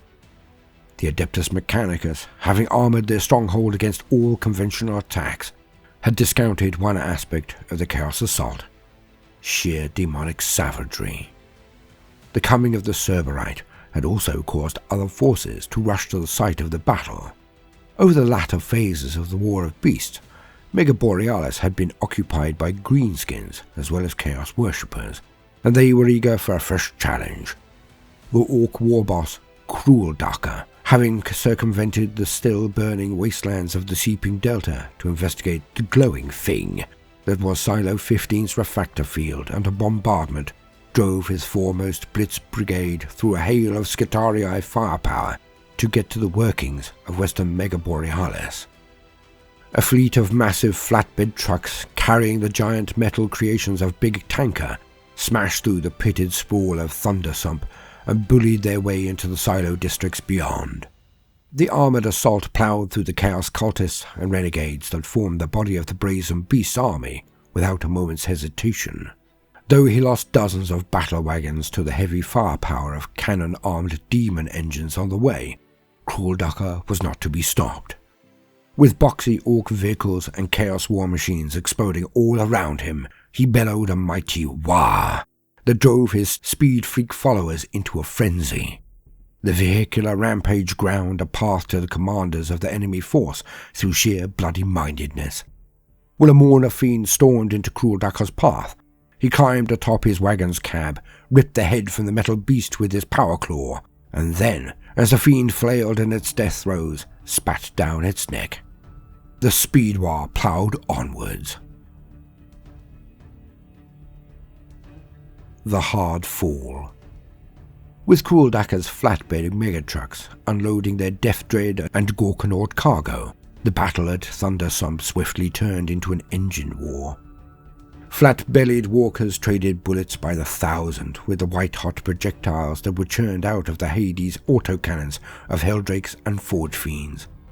The vanguard creatures of the Brazen Beasts, who by this time had ripped their way through the Castellan robots guarding Silo 15 and set about destroying the refractor field generators, were too focused on their task to turn back.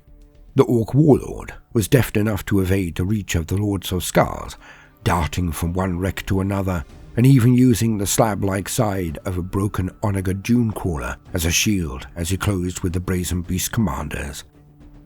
The warpsmith Gorba Demonbind, the creator of many of the vanguard beasts, found himself assailed by the bleeding, roaring orc leader and met his end at Kruldaka's claw.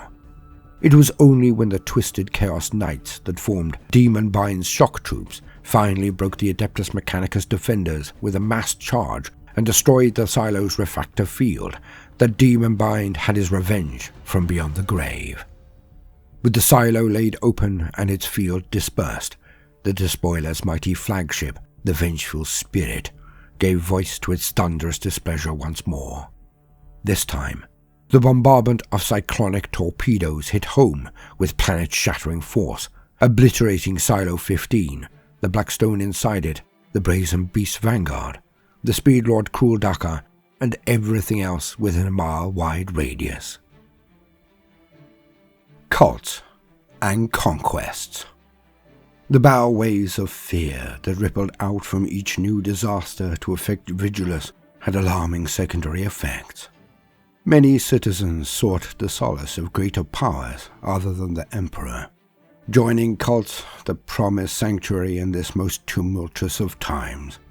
All too often, they were rewarded with damnation. The influx of the common people that swelled the cults of Vigilus promised a new phase of war. Mania was matched against savagery, wide-eyed desperation against callous hate. Everywhere a new and sorry tale was unfolding, and Mortfald was no exception. The coming of the Chaos Fleet and the War of Nightmares that ensued pushed the aristocracy of Mortfald into a state of near panic. When the baleful effects of the Void Claw made the continent's plight all the more dire, extreme measures were taken by the ruling aristocracy. Its defenders had spent a great deal of their resources in repelling the orcs from the Xenos Trench and the Zella Line. Despite being bolstered by the Imperial Fists, several of their successor chapters and Imperial Knights from not only Darovar, but also Voltores, the defenders had achieved little more than an uneasy stalemate. Meanwhile, they had lost ground to the uprisings of the Pauper Princes that had blighted the southernmost regions. The reaction of Lord Danos Agamemnus and his fellow aristocrats was to stockpile all the food and water they could muster in the inner keeps and citadels of Mortfald's richest districts. This was perhaps understandable from a survivalist mindset, but the continent's rulers took their acquisitive mores to inhuman extremes, donning high-tech spire warsuits and hunting the representatives of Mortfald's poorer classes whenever they petitioned for a fairer spread of resources. The stockpiling continued until the aristocrats holed up in Immortalis Spire Hive had more food than they could eat in 100 lifetimes.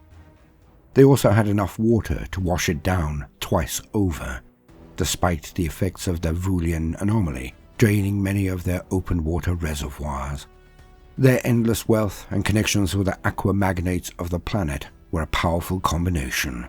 Cults of luxury and youthful immortality came into being, focused around the rejuvenate clinics that Mortfald's rulers now sought only to use for themselves. The consequences were dire indeed. Not only did the outlandish selfishness of the Mortfald elite trigger a wave of rioting that destabilized any region still in Imperial hands, but in plumbing the depths of decadence, they brought the perverted scions of Slaanesh to their door. The flawless host. Renegades so obsessed with their own excellence they were convinced they could do no wrong, were infamous even amongst their own kind. Having caught the scent of excess upon the ether, they made for Mortfald's richest sites. They used the still valid access idents carried by their craft to bypass the layered defenses and visit the most beautiful of Mortfald's buildings unhindered, licking their lips in anticipation of the feast to come. The glut of violence that followed was so disgusting in its obscenity it defies description. The rulers of Mortfald had been found guilty for the crime of imperfection, not for their excessive hoarding and sickeningly callous natures, but for not going far enough. The flawless host were glad to show Lord Danos and his peers the meaning of true excess, summoning demonettes to aid them whenever a household guard regiment or rival cult moved against them. Each proud Mortfold spire soon burned from within, its rotten heart exposed for all to see. The outskirts of Mortfold and the western parts of Otek Highsprawl, that were also starved of resources, fared little better. The people of these regions felt the injustice and greed of their superiors most keenly. Whipped into a frenzy of indignation by the cult leaders that inveigled their way into the continent's outskirts, they mounted a gory revolution that saw the people turn against their rulers and take their heads. Soon enough, these mobs turned into blood cults, and from there into worshippers of the dark gods. Shorn of reason, convinced that their absent rulers were the true evil and that their only hope lay in defection, they followed the Chaos Space Marines into battle whenever the traitors launched a new assault. The Noctilith Crowns. The ring-like structures of Blackstone, known as Noctilith Crowns, brought a loathsome new energy to the war effort. The crowns have been constructed on Nemendgast, perfected en route to Vigilus in the guts of Abaddon's forge ships, and raised on the Sentinel planet by work gangs of indentured Chaos slaves. Where the Black Legion's masters of possession determined there was a site of geomantic significance, the crowns were aligned to the exact specifications of Abaddon's ritualists, driven into the surface of the planet with long steel spikes. Wherever the Noctilith crowns were planted, the minds of Chaos Psychers flared with a frisson of forbidden power. Those who had any form of psychic sensitivity found strange new phenomena manifesting around them when they approached these sites. Even slaves and cultists without a flicker of psychic potential were assailed by searing visions. The Noctilith crowns were designed to bring the raw forces of the warp to the planet. They had been created from deposits of Noctilith stone, harnessed by the Black Legion over the course of their dark crusade from the Eye of Terror, imbued with chaos energy and distributed across the galaxy. This, too, was part of the Despoiler's greater plan. Over the course of the Gothic War, the Warmaster of Chaos had learned that Blackstone could be polarized, either to attract the energies of chaos or to repel it. That knowledge had informed his grand strategy ever since. Where there were deposits of Blackstone polarized to repel chaos energy, Abaddon would do everything in his power to destroy them. Where there was Blackstone that could be polarized to attract chaos energy, he would seize it and turn it to his advantage. By chiseling into the stone blasphemous phrases and runes in the dark tongue, a sorcerer could align its aura with the dimensional bleed of the warp. Channeling these unpredictable energies using a Noctilith crown could lead to a tremendous psychic backlash. In places upon Vigilus, more power than any mortal could possibly use flooded into the minds of those supplicants that sought to harness the crown's supernatural aura. This too served the greater cause, for where a psychic disaster struck, the raw stuff of chaos was soon to follow. Plague in Hyperia. Though the sanctified ecclesiastical regions of Hyperia were once known as the domain of the hale and the sane, the coming of chaos changed that forever. The fear sown through its people by the widely broadcast ultimatums of Hearken Worldclaimer introduced a seed of doubt that was soon to be fed and watered by that most difficult of dangers to fight, rampant plague. It was the death guard of the Dolorous strain, led to battle by Gerlock Thrax, that first split off from the Dontorian invaders and made it to Hyperia.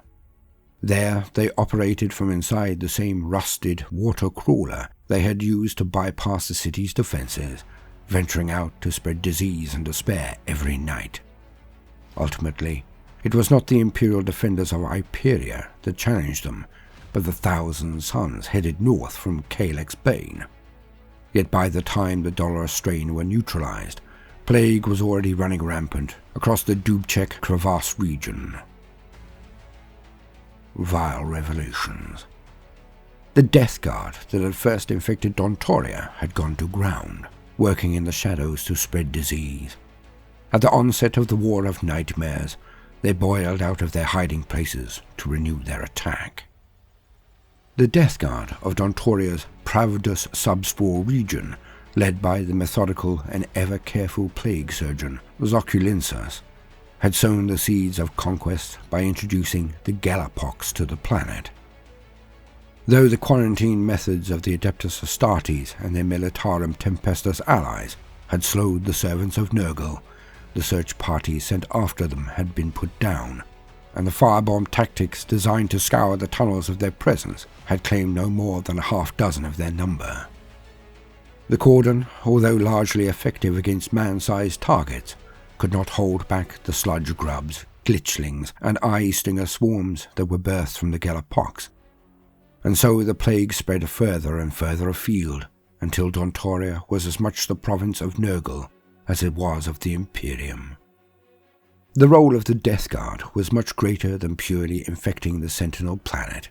Their mission was to spread a star-spanning contagion across the entire sector and through the Nachmund Gauntlet, using Vigilus as a staging post. From Dontoria's principal spaceport, Litmus Dock, they sent freighters full of infected mutants further into space, some of them reaching the Vigilus Mandeville Point, despite the best efforts of the rogue trader Dulanguil to stop them. Over the course of the second and third stages of the War of Beasts, these plague vessels made translation into the warp and reached fresh war zones to infect. Years later, when the hordes of chaos invaded Vigilus, 3 of those scab-hulled freighters returned from their mission to bolster the armies of their infected brethren. They were so caked with filth and feculence, they looked more like slowly descending meteors than spacecraft as they bellied down at Litmus Dock once more. They landed uncontested, for the spaceport was now firmly in the hands of the Death Guard. There they opened their void locks to disgorge groaning mutants of every size and description. The Purge of Dontoria. Dontoria was soon contested once more, but this time the conflict was caused by a schism in the Chaos ranks. The Purge, a powerful band of renegades and followers of Nurgle, had made planetfall in eastern Dontoria and found it utterly repulsive. The heretic Astartes of this strange brotherhood believed in the destruction of all forms of life, for since their fall to the ruinous powers, they saw all living things as either corrupt or potential vessels for corruption. They believed that only by extinguishing all life in the galaxy could a new order rise, and that the quickest way to achieve this was with poison and pandemic. The philosophy had begun with the noble desire to eradicate all evil, but when the weaknesses of man, the fallibility of mortals, and the inevitability of entropy made itself evident everywhere they went, those who would become known as the Purge judged humanity to be irredeemable. That stance only became more absolute as they saw flora, fauna, and even the land itself as a potential source of evil. All life was inherently flawed and had to be extinguished, no matter the cost. Those of the Purge that took this extremist stance did not foresee that they would come into conflict with other worshippers of Nurgle by killing every living thing they came across. But many of the Plague God's followers wanted to propagate life, no matter how foul. For the Death Guard, Dontoria ought to be a dark, fecund paradise, not a scorched and lifeless wasteland. The Purge made landfall at the Great Choke, seeing its rampant pollution and smoke-belching industry centers as the ideal epicenter for a wide-scale attack. They set to work slaughtering citizens and Galapox-infected alike, hurling the corpses of the slain into the furnaces of the Great Choke's manufactorums, alongside noxious concoctions of their own making. The greasy black soot that billowed from the chimneys was thick, cloying, and far too toxic to breathe. Entire districts of the Zimitria subspore were swathed in this foul miasma, and tens of thousands suffocated in the space of a few days.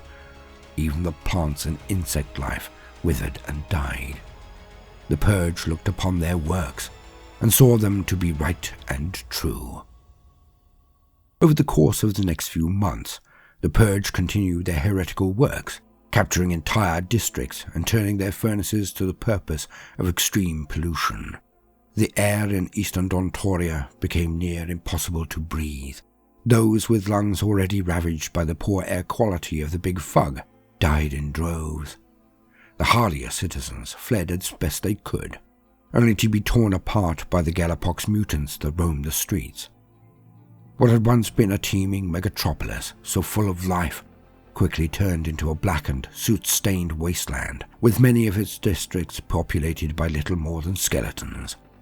The Death Guard, who had worked hard to sow the seeds of Nurgle's ever-growing garden across the western high sprawl, looked upon their neighbours in eastern Dontaria with distaste, then resentment, and finally, when the Galapox itself began to die out, with open hatred.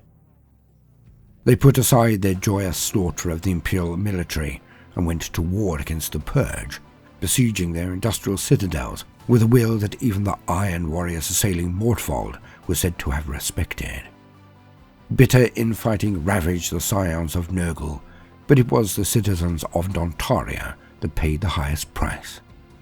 Chaos had taken the highest sprawl on every level, from the fleets battling above to the plague-ravaged populace, to the microbes mutating and dying in charnel battlefields below, and the conflict showed no sign of abating. None amongst the Death Guard or the Purge were able to truly claim victory, for they were locked in a bitter stalemate that not even Calgar sought to disrupt. Abaddon, watching from afar, was content, for Dontaria had fallen. Of Man and Xenos. Time was running out for Vigilus. Even the most close-minded and intractable soul could see the planet was on the brink of destruction. The warlords of the Imperium, with their forces committed to a man, and all reinforcements cut off by the Great Rift, had no option but to take drastic measures to survive. In every war zone across Vigilus, the situation was dire. Much of the planet was ablaze, thick black smog choking the air and making breathing difficult for anyone venturing above ground level. Water had all but run out, with the vast majority of the citizenry having access to perhaps a thimbleful at dawn and another at dusk. Were it not for Lucian Agamemnos's inspired solution of tying its distribution to clocking in at day's beginning and clocking out at day's end, the infrastructure of the planet would have collapsed altogether.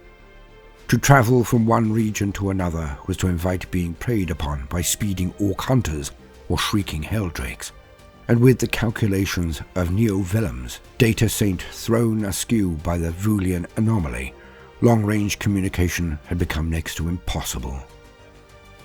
The forces of chaos, invading in such numbers they could not be held back, were crushing Imperial defenses and Xenos-claimed territories alike. Spires were toppling every hour as the planet's tectonic plates, tortured by the Vulian anomaly, fought against one another to grind closer to that cursed singularity. Perhaps worse still, reports were sent from Neo-Vellum's surviving relay stations that the perimeter of the Great Rift was expanding, like a roiling thunderhead creeping over the horizon and into ominous proximity. When reports from the Admiralty of the embattled Imperial fleet in orbit around the planet were collated and passed, it appeared certain that the Cicatrix maledictum was encroaching upon Vigilus. Some even claimed to see leering faces in the depths of the malevolent phenomenon. Over this period, several senior astropaths reported visions of a pitiless clawed hand crushing a throat, interpreted by them as a narrowing passage of the Nachmund Gauntlet being closed by an influx of chaos energy. Abaddon's plan to bring chaos in every form and fashion to Vigilus was working, and at a frightening pace. Many drastic courses of action were considered by the members of the Imperial War Council. There were those upon the Vigilus Senate who advocated for quarantine measures up to and including exterminatus, the wholesale eradication of all life upon the planet. But Vigilus was a linchpin of the entire sector, and the Nachmund Gauntlet could not be yielded without abandoning countless light years of the Imperium Nihilus. The Primarch Guilliman himself had stated that Vigilus would not fall and the Ultramarines there would rather fight to the last bolt than concede victory and make a liar of their primogenitor. After long hours of circular arguments and impassioned debates, it was the precedent set by Gilliman that showed the way, inspiring Calgar to an act of diplomacy that made his fellow chapter masters uneasy in the extreme. The forces of the pauper princes and cruel Daka's speed war had taken a significant toll on the Chaos invaders. The troop dispositions and after-action reports trickling into the war rooms of Saints Haven painted the picture of battles unfolding where not a single Imperial asset had been assigned. Yet wherever the Xenos won a victory, they turned their guns on the Imperial troops soon after. There were tales circulating of Orc mercenaries offering their services to the Astra Militarum in exchange for the tanks of their armoured companies, and even data slate reports, requested personally by Pedro Cantor of the Crimson Fist, of one commander who took them up on their offer. The misguided commander Nerog van Thrin had won back the outskirts of the Magentine Vales using a combined force of Astra Militarum armour and belligerent Orc mercenaries, but earned himself a death sentence at the muzzle of Commissar's bolt pistol in the process. The Senate's view was that a lasting alliance with the savage enemies the Imperial forces had battled against during the War of Beasts was out of the question. The Greenskins were too unpredictable and bloodthirsty to count on when a foe as dangerous as the heretic Astartes was at the door. As for the self-proclaimed true inheritors of the planet, the pauper princes, it was unanimously agreed these Xenos-tainted hybrids were so repugnant that they could only ever be greeted with flame and fury. But the fact remained that the Imperium was fighting a losing battle. Though more manpower was undoubtedly en route from the wider Imperium, for even under the tyranny of the Great Rift, mankind's armies were almost inexhaustible. The chances of it arriving in time to make a difference were dwindling with every passing night. Of the perfidious Eldari, none spoke. The possibility of a pact hung in the air, for Abute Gilliman had forged an alliance with that ancient Xenos race in living memory from the very heart of Macragge. But to truck with the alien was to invite disaster. This every officer in every war room knew, and some had witnessed firsthand. Even now, the wild-eyed Xenos were using their sleek jet bikes and grav tanks to mount speedy raids upon Hyperia. Calgar's own extremis guard had paid the price for attempting to deal with the vengeful Eldari of Saimharn, losing 3 honoured veterans before Lieutenant Eothras and his brothers had driven them off. The blood of the fallen Macraggians still stained the marble flagstones, less than 100 yards from the central debating circle where the War Council was taking place. Emotions roiled in Calgar's chest. With every new account of disaster that reached him, he felt forced to set aside his doubts. On the second night after the onset of the Vulian anomaly, Calgar marched out of the Senate, his Victrix guard by his side, and the remonstrations of intractable Senate members ringing in his ears. Rendezvousing with the elements of the First Company, the Lord Macragge made his way to the main bridge crossing the Ring of Nothingness. There the Eldari forces were still waging war upon the Tempestus Scions and their Adepta Sororitas allies, for the warriors of Saimharn had a score to settle with the Imperium. During the War of Beasts, their leader, Ortak Railur, had been slain. His death had been sanctioned by the Aquilarian Council, who recognized no difference between the Asuyani of the Craft Worlds and the vicious Drukhari raiders that had long tormented the planet of Vigilus. This murderous act the warriors of Saimharn would see avenged 100 times over. For them, the matter would not be settled until every human associated with the death of the Ortak lay dead. Upon locating the Eldari, Calgar joined the fight, firing to kill only when necessary, and instead attempting to bring the Xenos to bay, to pin them down, to suppress and surround those who might otherwise escape on Arrow's swift craft from the next phase of his plan. At a critical moment, during a brief lull in the fighting, the Lord Macragge called for parley. Calgar's gambit would likely have come to naught had this same Saimharn force been led by any other than the visionary Farseer, Keltok. He was the former advisor of Spiritseer Quelinaris, whose brother's death had triggered Hyperia's cycle of blood vengeance in the first place. Yet as much as he also longed to avenge that crime, he had another agenda. A ceasefire was called, and the stage set for a historic confluence of interests. The Penumbral Pact. The prospect of a deal between the Ultramarines and the Asuryani was unthinkable to many. Had it not been for the alliance Primarch Guilliman had once secured with the ambassador Yvraine, such a truce would have been considered all but impossible. Yet Calgar's daring and complex plan was put into motion. Farseer Keltok had scried the course of Vigilus's future and had found dire hints of the effects it would have upon the wider galaxy. With the empire of mankind fully divided, Abaddon would claim the Imperium Nihilus for his own, and the great enemy of the Eldari race would reap the rewards. That Keltok would not allow. Though ostensibly a member of Clan Moirek's war party, he'd come to the planet seeking another way. When Calgar's stentorian tones echoed around the cracked marble wall of Saint's Haven, he was not greeted with gunfire, as Lieutenant Eothras had been before him. Instead, Farseer Keltok held up a hand, sending a psychic pulse to his warriors, instructing them to hold their fire and listen to the Space Marine leader. The chapter master spoke eloquently of Macragge, of the dire threats facing the Imperium, of the Black Legion, and of a priestess of the Eldari god of the dead. That last topic caused even the most truculent Sameharn wild riders to lower their blades. For a time, the battle between man and Xenos was waged with words, and then, as the sun set over the burning spires in the distance, it was not waged at all.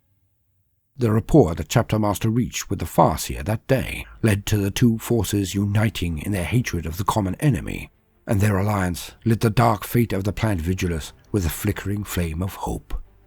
The Eldari of Sameharn were not known for their forgiving nature. Precisely how Calgar won their allegiance he never disclosed, and the actual exchange between Keltok and Calgar was never made a matter of Imperial record, despite Guilliman's insistence that all historitors accompany all Ultramarine missions. In fact, the records of the interchange between Calgar and the Farseer were immediately expunged, never to be entered into any official account of the War of Nightmares. Even now, the Ultramarines cannot speak of what was said between the two leaders as they talked beneath the massive triumphal arch to the west of the statue of the Great Templar. Only the Victrix Guard heard the details of the bargain that Calgar struck there, and they were sworn to secrecy. Yet three things about that fated parley are known. The first is that the Farseer Keltok and his senior chieftains accompanied Calgar back to the governor's palace that day. The second is that, from that moment on, the doors of the Vigilus Senate were barred and guarded by two members of the Victrix Guard who had orders to let none pass. The third is that those members of the Aquilarian Council who had presided on the day of Autarch Rylor's death were never seen by anyone again, Lucian Agamemnus and Proctor Commander Venador amongst them. Considering the matter of honor settled, the vengeful Eldari of Clan Moirek joined the Imperium in hurling back the Chaos invasion. Not only that, but they lent to the war effort a very special vessel, Vor's Ghost, a near-invisible stealth ship that had plagued the Imperial shipping lanes around Sameharn for decades.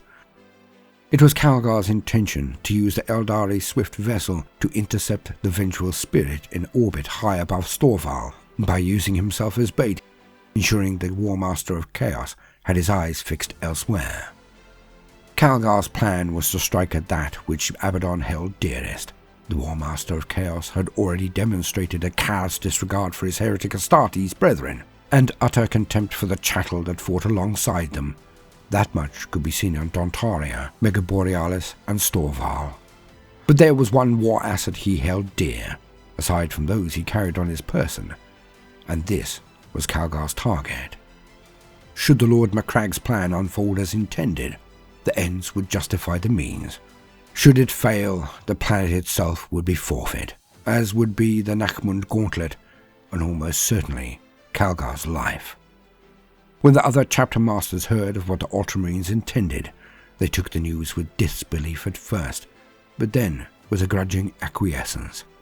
It was known to both the Crimson Fist and Necropolis Hawks that the Eldari had no love for the great enemy, for they had seen the two foes clash before. It would be a fine day for the Imperium if two of their oldest foes could neutralize each other in one fell blow. You talk of disaster, and I know well why you might.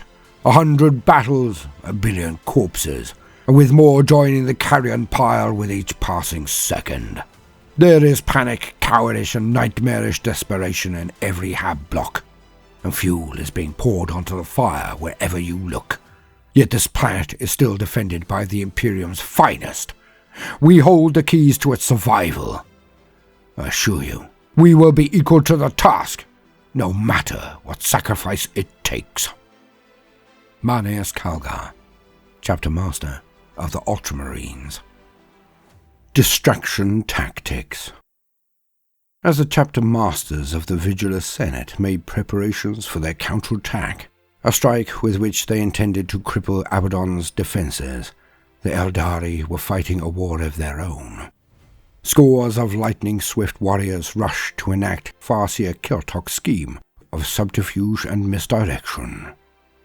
The Wild Rider armies of Samhan, the curving silhouettes of their craft graceful and glorious even under the darksome skies, raced across the wastelands of Vigilus at extreme velocity. Beyond the spires and towers of Hyperia, they made the perfect bait for the Orc Speedwar. Being bright red and travelling at breakneck pace, they caught the eye of every speed freak in the vicinity, and soon had the Orc racers on their tail. The greenskins' crude but effective guns spitting bullets in great streams. Dozens of Wild Raider clans took part in Farseer Keltok's great initiative, a process he likened to the Eldari myth known as the goading of the Yig Bulls. The Samhan Azuyani purposefully slowed down whenever they outdistanced the Orc vehicle columns. After all, an Eldari jet bike is far swifter than even the most souped-up Orc hot rod with its afterburners blazing.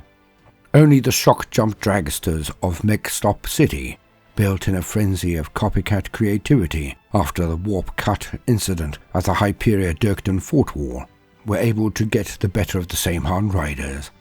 At Glaive Point, the Orc speedster known as the Red Bullet teleported ahead of the foremost Eldari vehicles, a unit of warlocks with bright trailing pennants known as the Seven Snakes, and punched them from the sky in a storm of corkscrewing rockets and plasma rounds.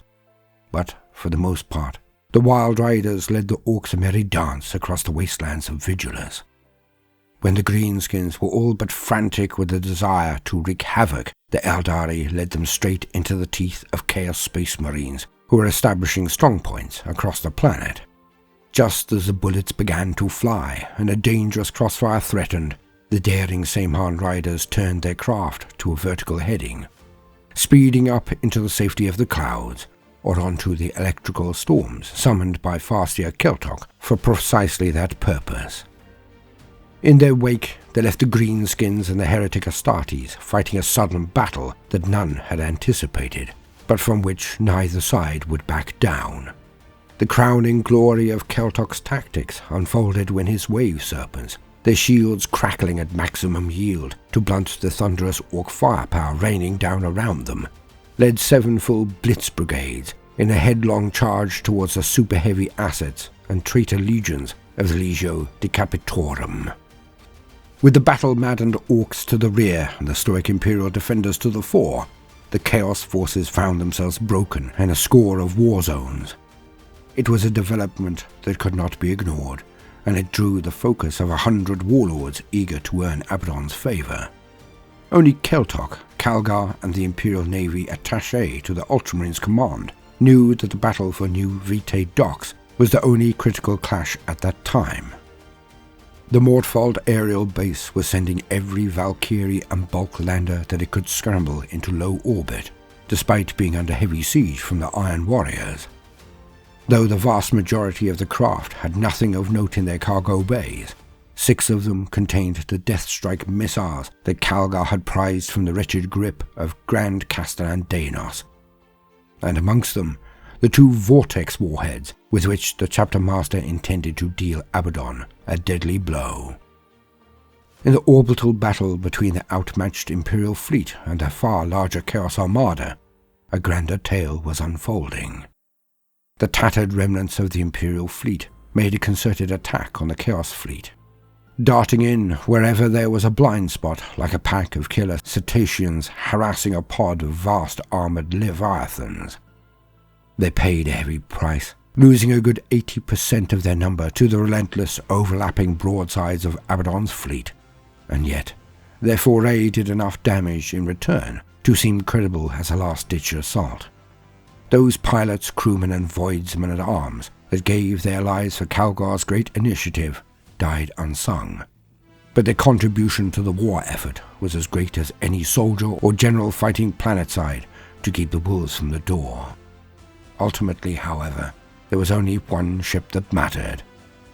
Vor's Ghost rendezvoused with their vessels transporting the Death Strike payload as they safely reached orbit, and transferred the Mortfold munitions into its own cargo hold.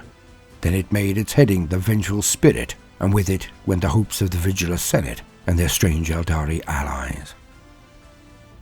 Demise of a legend. A confrontation that had long seemed inevitable was drawing near. Marneus Calgar's plan was to challenge the Warmaster directly, knowing that Abaddon would not refuse the chance to deal such a symbolic blow to Imperial morale. It was a high-risk ploy, but Lord Calgar was convinced it was worth it. The battle for Saints Haven was the stuff of sagas and triumphal monuments. Its tale resonates throughout the history of the Imperium, for it was a clash not just of blades and armor, but of ideologies, and even, some have said, of the gods themselves. Calgar had put into place a battle plan that had such a slim chance of success that even his closest warriors and advisors had balked at it. Yet there was little other choice. The planet was in turmoil. Even where the Imperial leaders had been able to turn the warmongering of the Xenos invaders to their advantage, they had brought but a minor reprieve, or precipitated a situation where one foe was dealt with, only for another to rise to prominence. By the best estimates of the Neo-Vellum Vitae Scria gestalts, the planet's population had been halved, and then halved again. But Calgar could not countenance the extreme solution of exterminatus. He was challenged by Requilon Xandus, chapter master of the Necropolis Hawks, whose approach to diplomatic matters was to quote the long tracts of the Codex Astartes that reinforced his chosen points. Calgar countered that his own plans were already in motion, and that the Primarch himself had stated Vigilus would not fall. He would not see that maxim turned into a lie. Marneus walked out from Vigilus Senatorum and climbed the high steps of the governor's palace. His footsteps left crimson smears on the marble slabs, for even here there had been recent bloodshed. He reached the Eyrie of Reflection, the highest level of Saints Haven that was not ablaze, and there marshalled the Victrix and Extremis guards into a living fortress. The deep azure of their battle plate glowed orange in the flames of the spires above. His words conveyed by Voxskull servitors to the loud hailer networks of the Ecclesiarchy. He issued his decree. It was a challenge to Abaddon himself. Face him in single combat. To the victor would go the planet itself. The Warmaster heard news of Calgar's rash gambit soon enough, for Harken Worldclaimer and his raptor host still haunted the upper levels of Hyperia and made haste to convey the message to their master. As Calgar's words were relayed, Abaddon smiled. His long canine teeth glinted red in the twilight. In one hand, Abaddon wielded Drachnien, a demon sword of pure murderous intent that could eat the souls of those it struck, and on the other he wore the Talon of Horus, that same baleful device that had claimed the life of the Primarch Sanguinius so long ago. But what chance did a mortal warrior, barely a few centuries old, have against such ancient evil? The Citadel Vigilant was a structure replete with ancient technologies, for its construction dated back to the early Imperium. The Fallen knew well what power lay in such artifacts. Amongst them was a fully functioning teleportarium, coaxed into life by Asandus and his technomantic allies. It was this asset that Abaddon used to strike directly at Calgar, his elite Terminators and their demon-possessed thralls alongside him. Chapter Master Calgar stood in the open atop the palace of Saints Haven, no longer protected by the Scryer baffles and Enigma circuits that had until now shielded him from swift assassination while he commanded the war effort from the Vigilus Senate. Abaddon appeared in a blaze of actinic light, already striding forward to meet the Loyalist Space Marine in combat as the flash of lightning that heralded his arrival faded. His bringers of despair teleported with him, appearing in a crackling dome of force, with their combi bolters laying down a hail of explosive bolts. The Ultramarines had been expecting such an assault, having seen a similar tactic on their flagship. They took a single step backwards, then charged as one. Shield bashing the nearest Chaos Terminators away from their master in order to press the attack. Their counter-assault was devastatingly effective. By the time they were driven back by Abaddon's Chosen, 12 millennia-old traitors lay dead and bleeding on the ivory stairs. But the Ultramarines had lost 8 of their own number in the process. Worse, Abaddon had closed in on their chapter master. The burning spires above the duelists lit the sky red-black, clouds of smoke forming strange and unsettling shapes as Warmaster and chapter master dueled to the death. Calgar dodged and feinted, giving ground behind fallen statuary and dropping to rise once more. The armor of Heracles giving him greater movement and reaction speed than any warsuit he had worn before. By hammering out bolt rounds from the gauntlets of Ultramar, he kept his foe from bringing the deadly sword Drachnien to bear. The Reavers, Suppressors and Scouts, watching through their gun sights, knew that the chapter master was deliberately holding back, though none took a shot. With every second that the two combatants spent testing the other, watching and learning so as to find the perfect moment to strike, Calgar's plan grew closer to fruition. To force Abaddon to retreat now would risk ruining everything.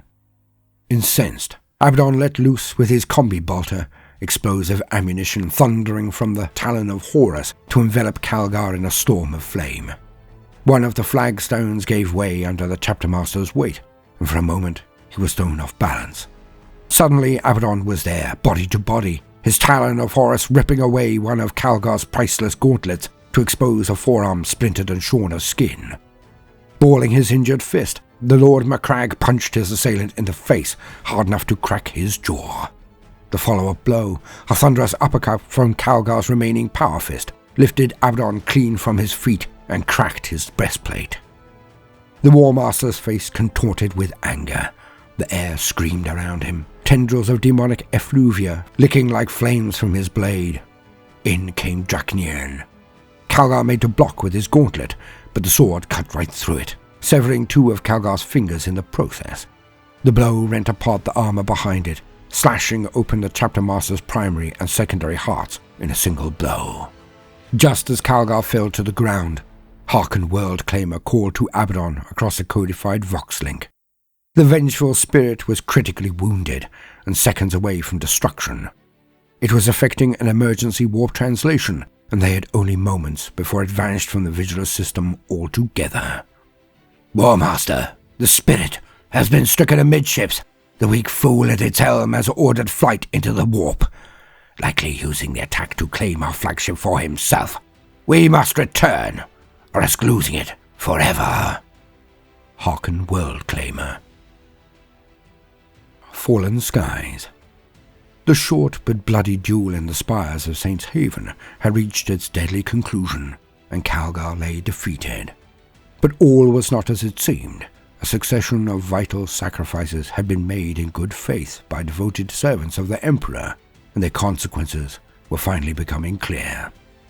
The demon sword Drachnien screamed in denial, as Abaddon turned away from his fallen victim. Motioning the bringers of despair to gather around him, he sent forward a horde of demon-possessed monstrosities to cover his departure. He had achieved that which he had come to do. He had lain low his ancient rival, and now another duty beckoned. For the vengeful spirit, Abaddon prized above even the black stone fortresses he had claimed over the course of his Black Crusades. If it translated at speed into the roiling tides of the warp without him, there was every chance it would be forever divorced from its rightful commander and inheritor.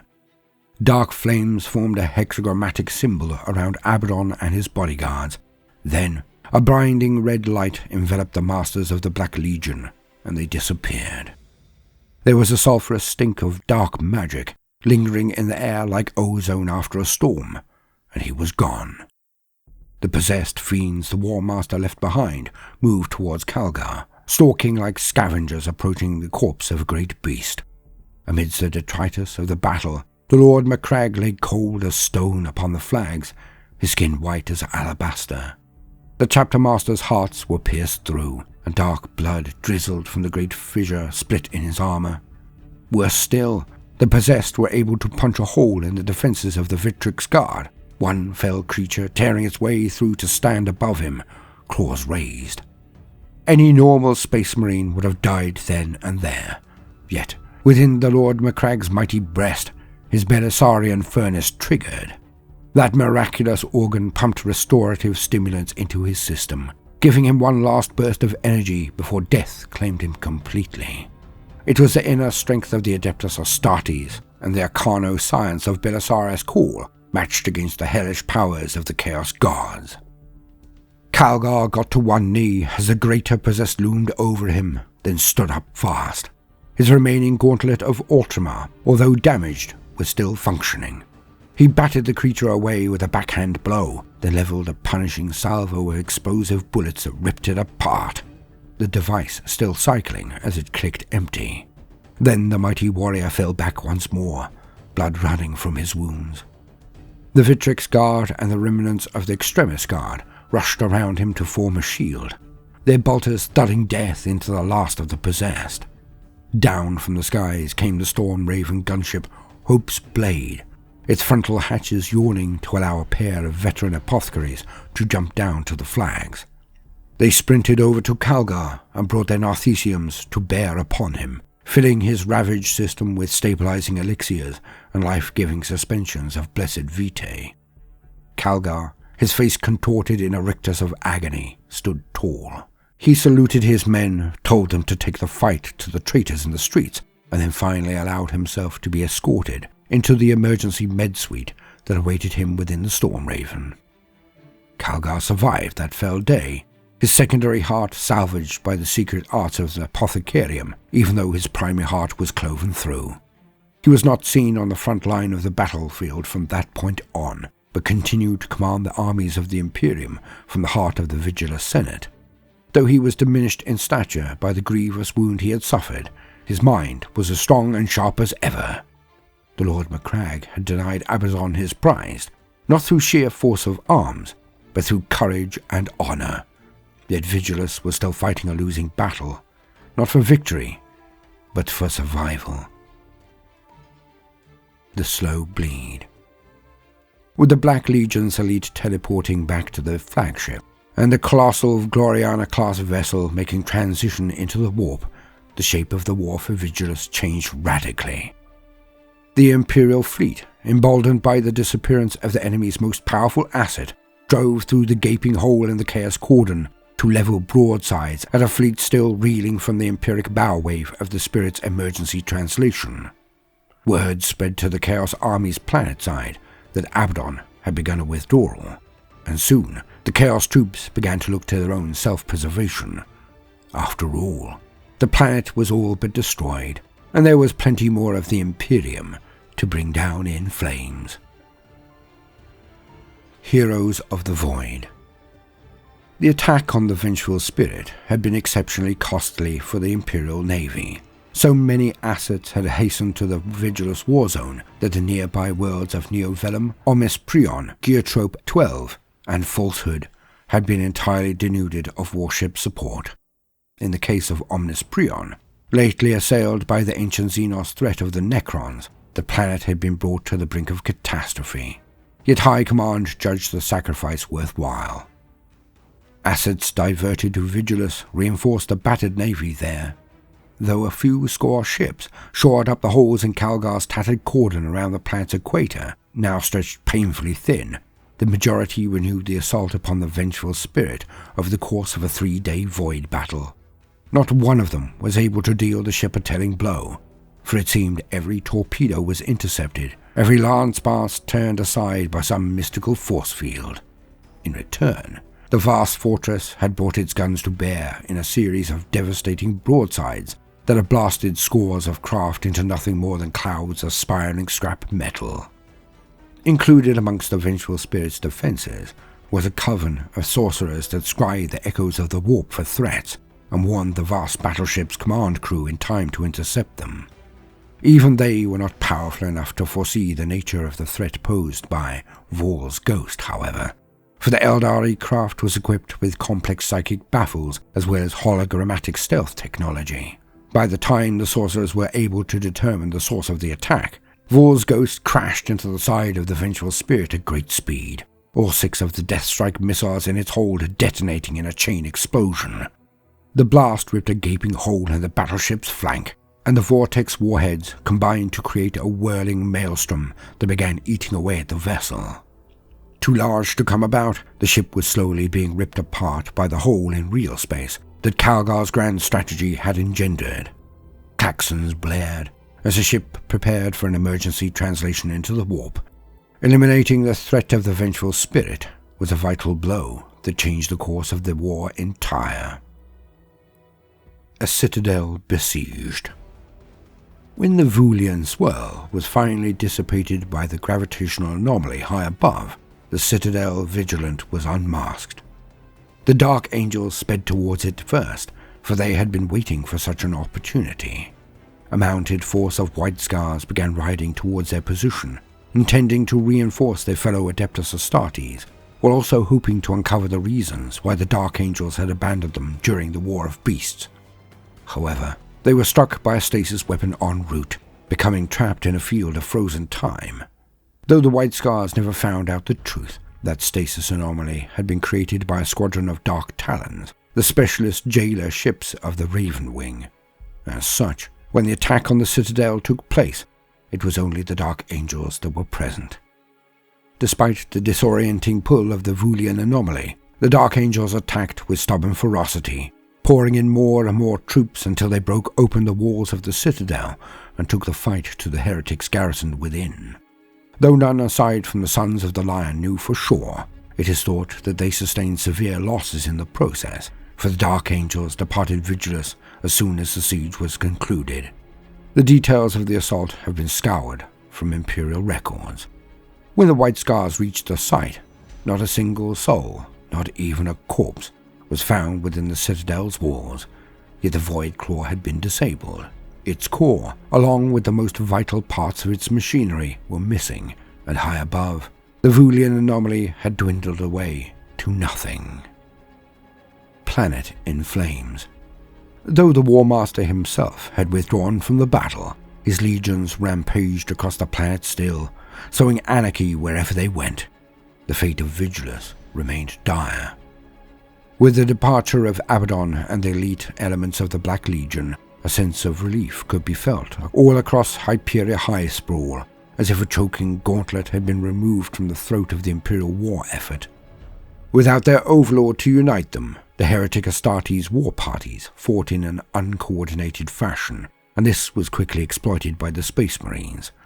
In places, the disparate armies of traitors and renegades fell to utter disorder, battling each other for the spoils of war, and fighting to scavenge intact power armor from fallen heretic and loyalist alike. The battle for Mega Borealis continued to rage. The Adeptus Mechanicus had plenty of reserves in store, which they had accumulated when a civil war between the dynasties of Styges VIII and the Agamemnus clan had seemed inevitable. They had enough water, promethium, and raw manpower to fight on against Gene-Stealer cultist and Chaos Invader alike. Whenever the Skitarii legions wavered, their tech priest masters would instill in them an iron resolve using remote data tethers, and they would fight on. The priests of Styges VIII had spent centuries unearthing the Xenos-crafted wonders of the planet, and they had no intention of abandoning their treasures. However, When the World Eaters joined the fray, the Skitarii were outmatched, and even the Cataphren breachers and Castellan robots found their firepower could not drive the foe back. Only when fabricator Vosh made a formal alliance with the Iron Hands, yielding great swathes of information about Mega Borealis and the forces defending it, did the Imperium turn what had been a slaughter into a decisive counterattack. The Skitarii's superior numbers and the Iron Hands' calculated strategies allowed the joint Imperial forces to divide and compartmentalize the enemy, foiling them one after another with sacrificial feints, delaying tactics and overlapping withdrawals, then hammering them from afar with artillery strikes until there was not a single heretic left standing. On the western reaches of Mega Borealis, Silo 15 had been ravaged, much of its Blackstone reserves blasted to flinders by the bombardments of the Black Legion, but the Adeptus Mechanicus had secreted several minor caches of Blackstone all over the planet that the Chaos Marines never found, and there was still a great deal of the strange mineral known as Noctilith buried in Vigilus's crust. The planet's astonishing ability to hold open a channel of reality between the Blackstone spears in its crust and those of Sangua Terra, its twin world on the other side of the Cicatrix Maledictum, had been diminished, but not destroyed. Aftermath. Apocalypse had come to Vigilus, and yet still the Imperials would not relinquish it. It mattered little to the Lords of War that fought over it how many billions of lives were lost. To them, such concerns were the province of lesser men. History may yet absolve them, given the underlying truths of Vigilus's existence. Though Hyperia was still contested, the hive spores of Otek and Dirkden were officially considered lost, the only battles still raging those of salvage and retreat. Dontoria was quarantined in its entirety. In the far south, Calyx Bane had grown colder and more hostile than ever before. In their war for territory against the Thousand Suns, the Drukhari had utilized stolen terraforming technology to summon blizzards, conjure swathes of permafrost, and form endless snowdrifts to confound their enemies. The Xenos raiders had subsequently gathered hundreds of thousands of slaves from the rioting districts of Dirkten, Otek, and even southern Mortfald, for the defences of those regions had collapsed. The Drukhari transported their captives back to Kormorah, no small amount of Adeptus Astartes amongst them, including several squads of Necropolis Hawks rendered insensate by an eldritch weapon of the homunculi. The Azuyani, too, chose to withdraw. With the deaths of much of the Aquilarian Council, including the Hyperion branch of the Agamemnus dynasty, their advisors, and the Tempestus scions who had enacted their wishes, the Eldari considered the blood debt to Samhan settled. The loss of Vor's ghost would be mourned, for that exemplary ship could not easily be replaced, but to Farsia Keltok, the sacrifice had been worthwhile. Dealing such a decisive blow to the Warmaster of Chaos was worth 100 such vessels and more. What became of Kroordaka Speedwar, none could say. In the planet's cityscapes, the forces of the Orcs were all but spent. Having dashed themselves against the defences of the Imperium, and then taken the fight to the Chaos Invaders with just as much gusto, they had suffered horrendous losses. The wastelands, however, were still infested by the Greenskin menace, and long dust trails scarred the orbital Pict captures taken by Neo-Vellum's surviving Augur stations. Their enthusiasm for war was unabated, and they continued to be drawn to the attritional conflicts that typified the last stages of the War of Nightmares, with rumours that 2/3 of the scrap cities were still fully operative. The Orcs continued to present a very real threat to those who would venture across the wastes. Worse still, word had spread to Orc hordes across the galaxy that Vigilus was the site of a really good war. From systems all across the Nachmund subsector, Orc fleets set their course for that embattled world, hoping to join the fun before it was too late. The pauper princes fought tooth and nail for their hard-won holdings. First and second generation hybrids fought alongside pure-strain gene stealers, and even Grandsire Worm himself, to hurl back the Chaos Invaders, winning bloody victories in some theatres of war, even as their followers were pitifully put down in others. They still infested Dirkden from top to bottom, but ultimately their uprising had been premature, and over the course of the War of Nightmares their long-planned conquest was left in tatters. The Xenos cults looked to the skies every hour, hoping for a sign of their tyrannid deliverers, come from the void to claim the planet for their rightful bounty, but they saw only chaos, their eyes drawn inexplicably from the darkness of empty space to the oppressive horror of the Great Rift. The Imperium's foes had slaughtered one another to the point that it seemed the united Imperial forces were able to endure the storm that had battered the planet for so long. Its propaganda machine ground slowly back into action, claiming each new victory, whether a minor skirmish or the collapse of an entire front, as a critical turning point in the planet's fortunes. The preachers and commissars of the Imperial war effort talked of hope amid the terror, as one chaos force after another withdrew. They spoke of a victory all but won, and of how it was always darkest before the dawn, even though the choking soot in the air and the raging wildfires on every horizon told a different story. The long journey towards recovery had begun. Though the Imperial presence upon Vigilus had been reduced to little more than a shattered collection of traumatized survivors, the planet itself endured.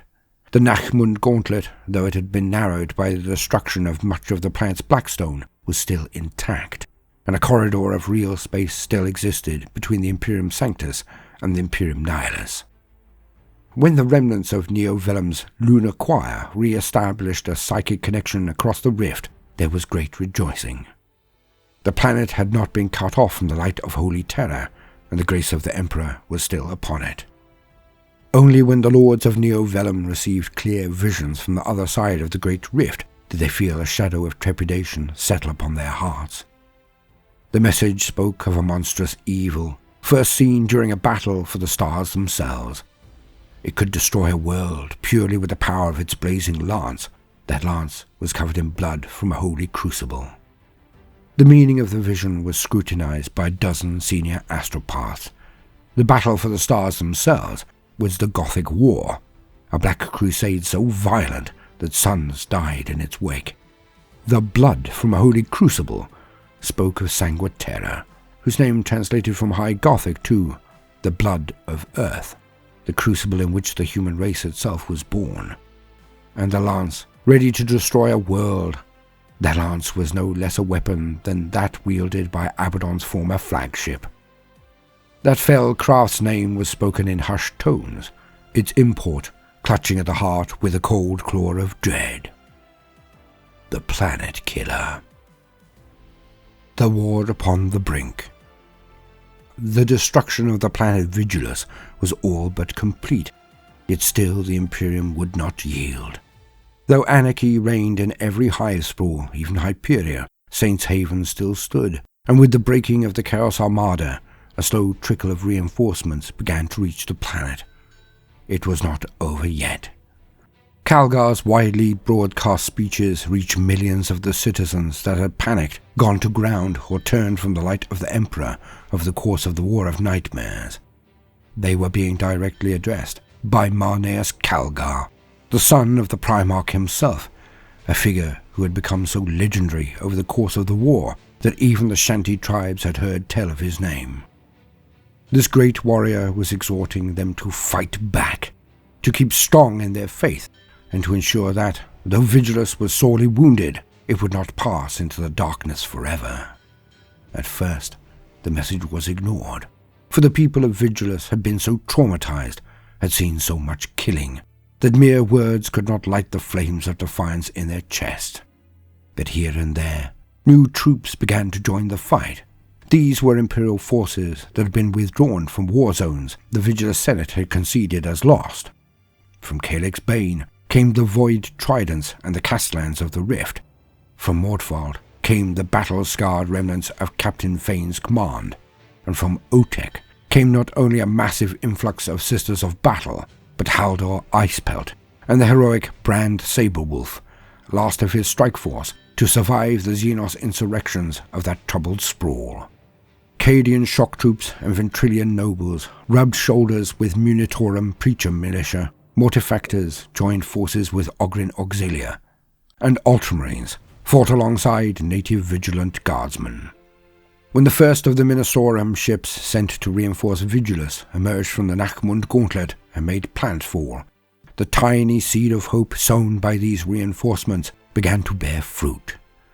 With the Vulian anomaly banished as a result of the Dark Angel's strike at the Citadel Vigilant, and with the Chaos Fleet in disarray, it was possible to send spacecraft to Vigilus's orbit once more, and from there to make landing at Hyperia. The wheels of justice turned slowly. The warships of the Ecclesiarchy were not the only ones to make planetfall after the breaking of the Chaos Fleet. In the first stages of the War of Beasts, Lucian Agamemnus had sent an astrotelepathic petition to Terra requesting a specific kind of aid, the message travelling via Neovellum and through the Nachmund Gauntlet. The missive had been received by the Adeptus Astrotelepathica, and, after it had been put through a decade of systematic procedures, had been lost entirely for a while. By chance, it found its way to the High Lords of Terra. The Governor's request was granted, though she was long dead by the time the results manifested. The decision of the High Lords resulted in a small raptor-like craft being diverted on its return journey from the Cadian Gate towards Vigilus. Within its cockpit was a trio of Imperial assassins, and within the stasis chambers of its hold, 3 more. It is a testament to the strategic value of Vigilus that such a high number of operatives had been spared by the Officio Assassinorum. The 3 within the stasis chambers of the hold were from the Eversaw Temple. They were deployed via drop pod to the heartlands of the Orc Western Scrap City cluster.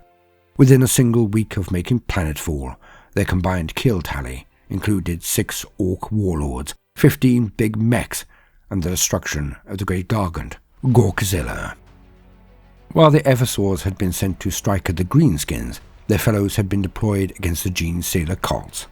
No less than 22 of the Pauper Prince's war leaders were taken down by the trio of Calidus assassins, known as the Daughters of Melindi.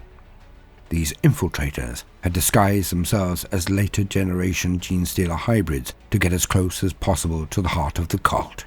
The crowning glory of their covert mission saw the Patriarch Grandsire Worm slain by Phase Blade, though none of the assassins escaped alive. They did not realize that there was more than one Patriarch upon Vigilus, for the planet was populous enough to support several independent gene sects, and that the latter incarnation of Grandsire Worm would rise amongst the planet's xenocultists as a savior reborn.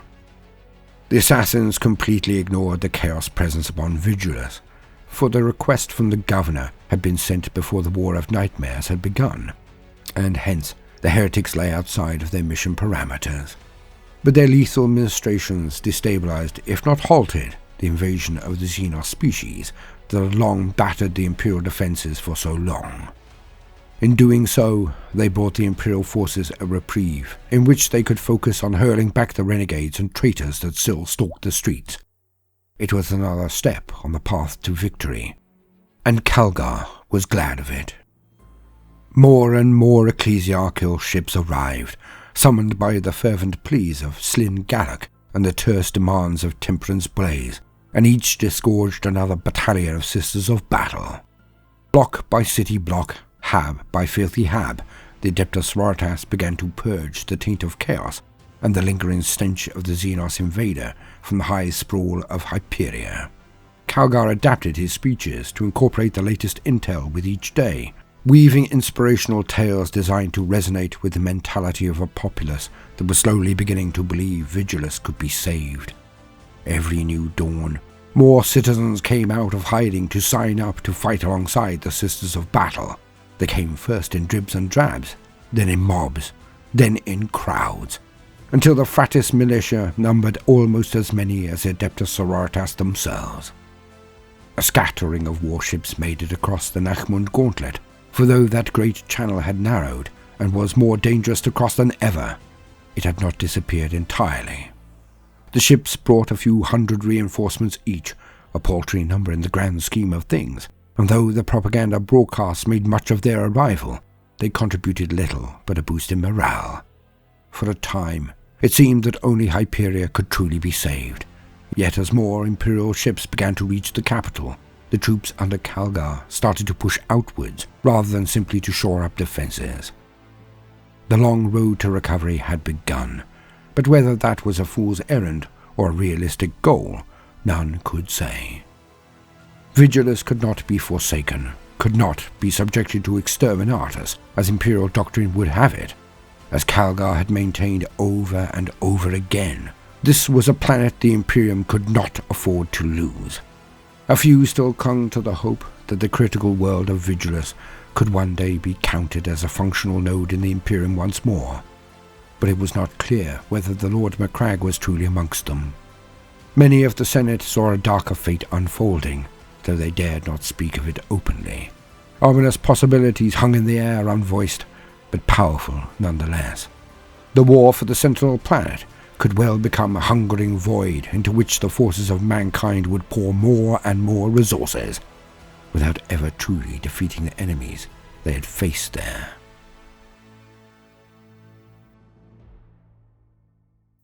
End quote.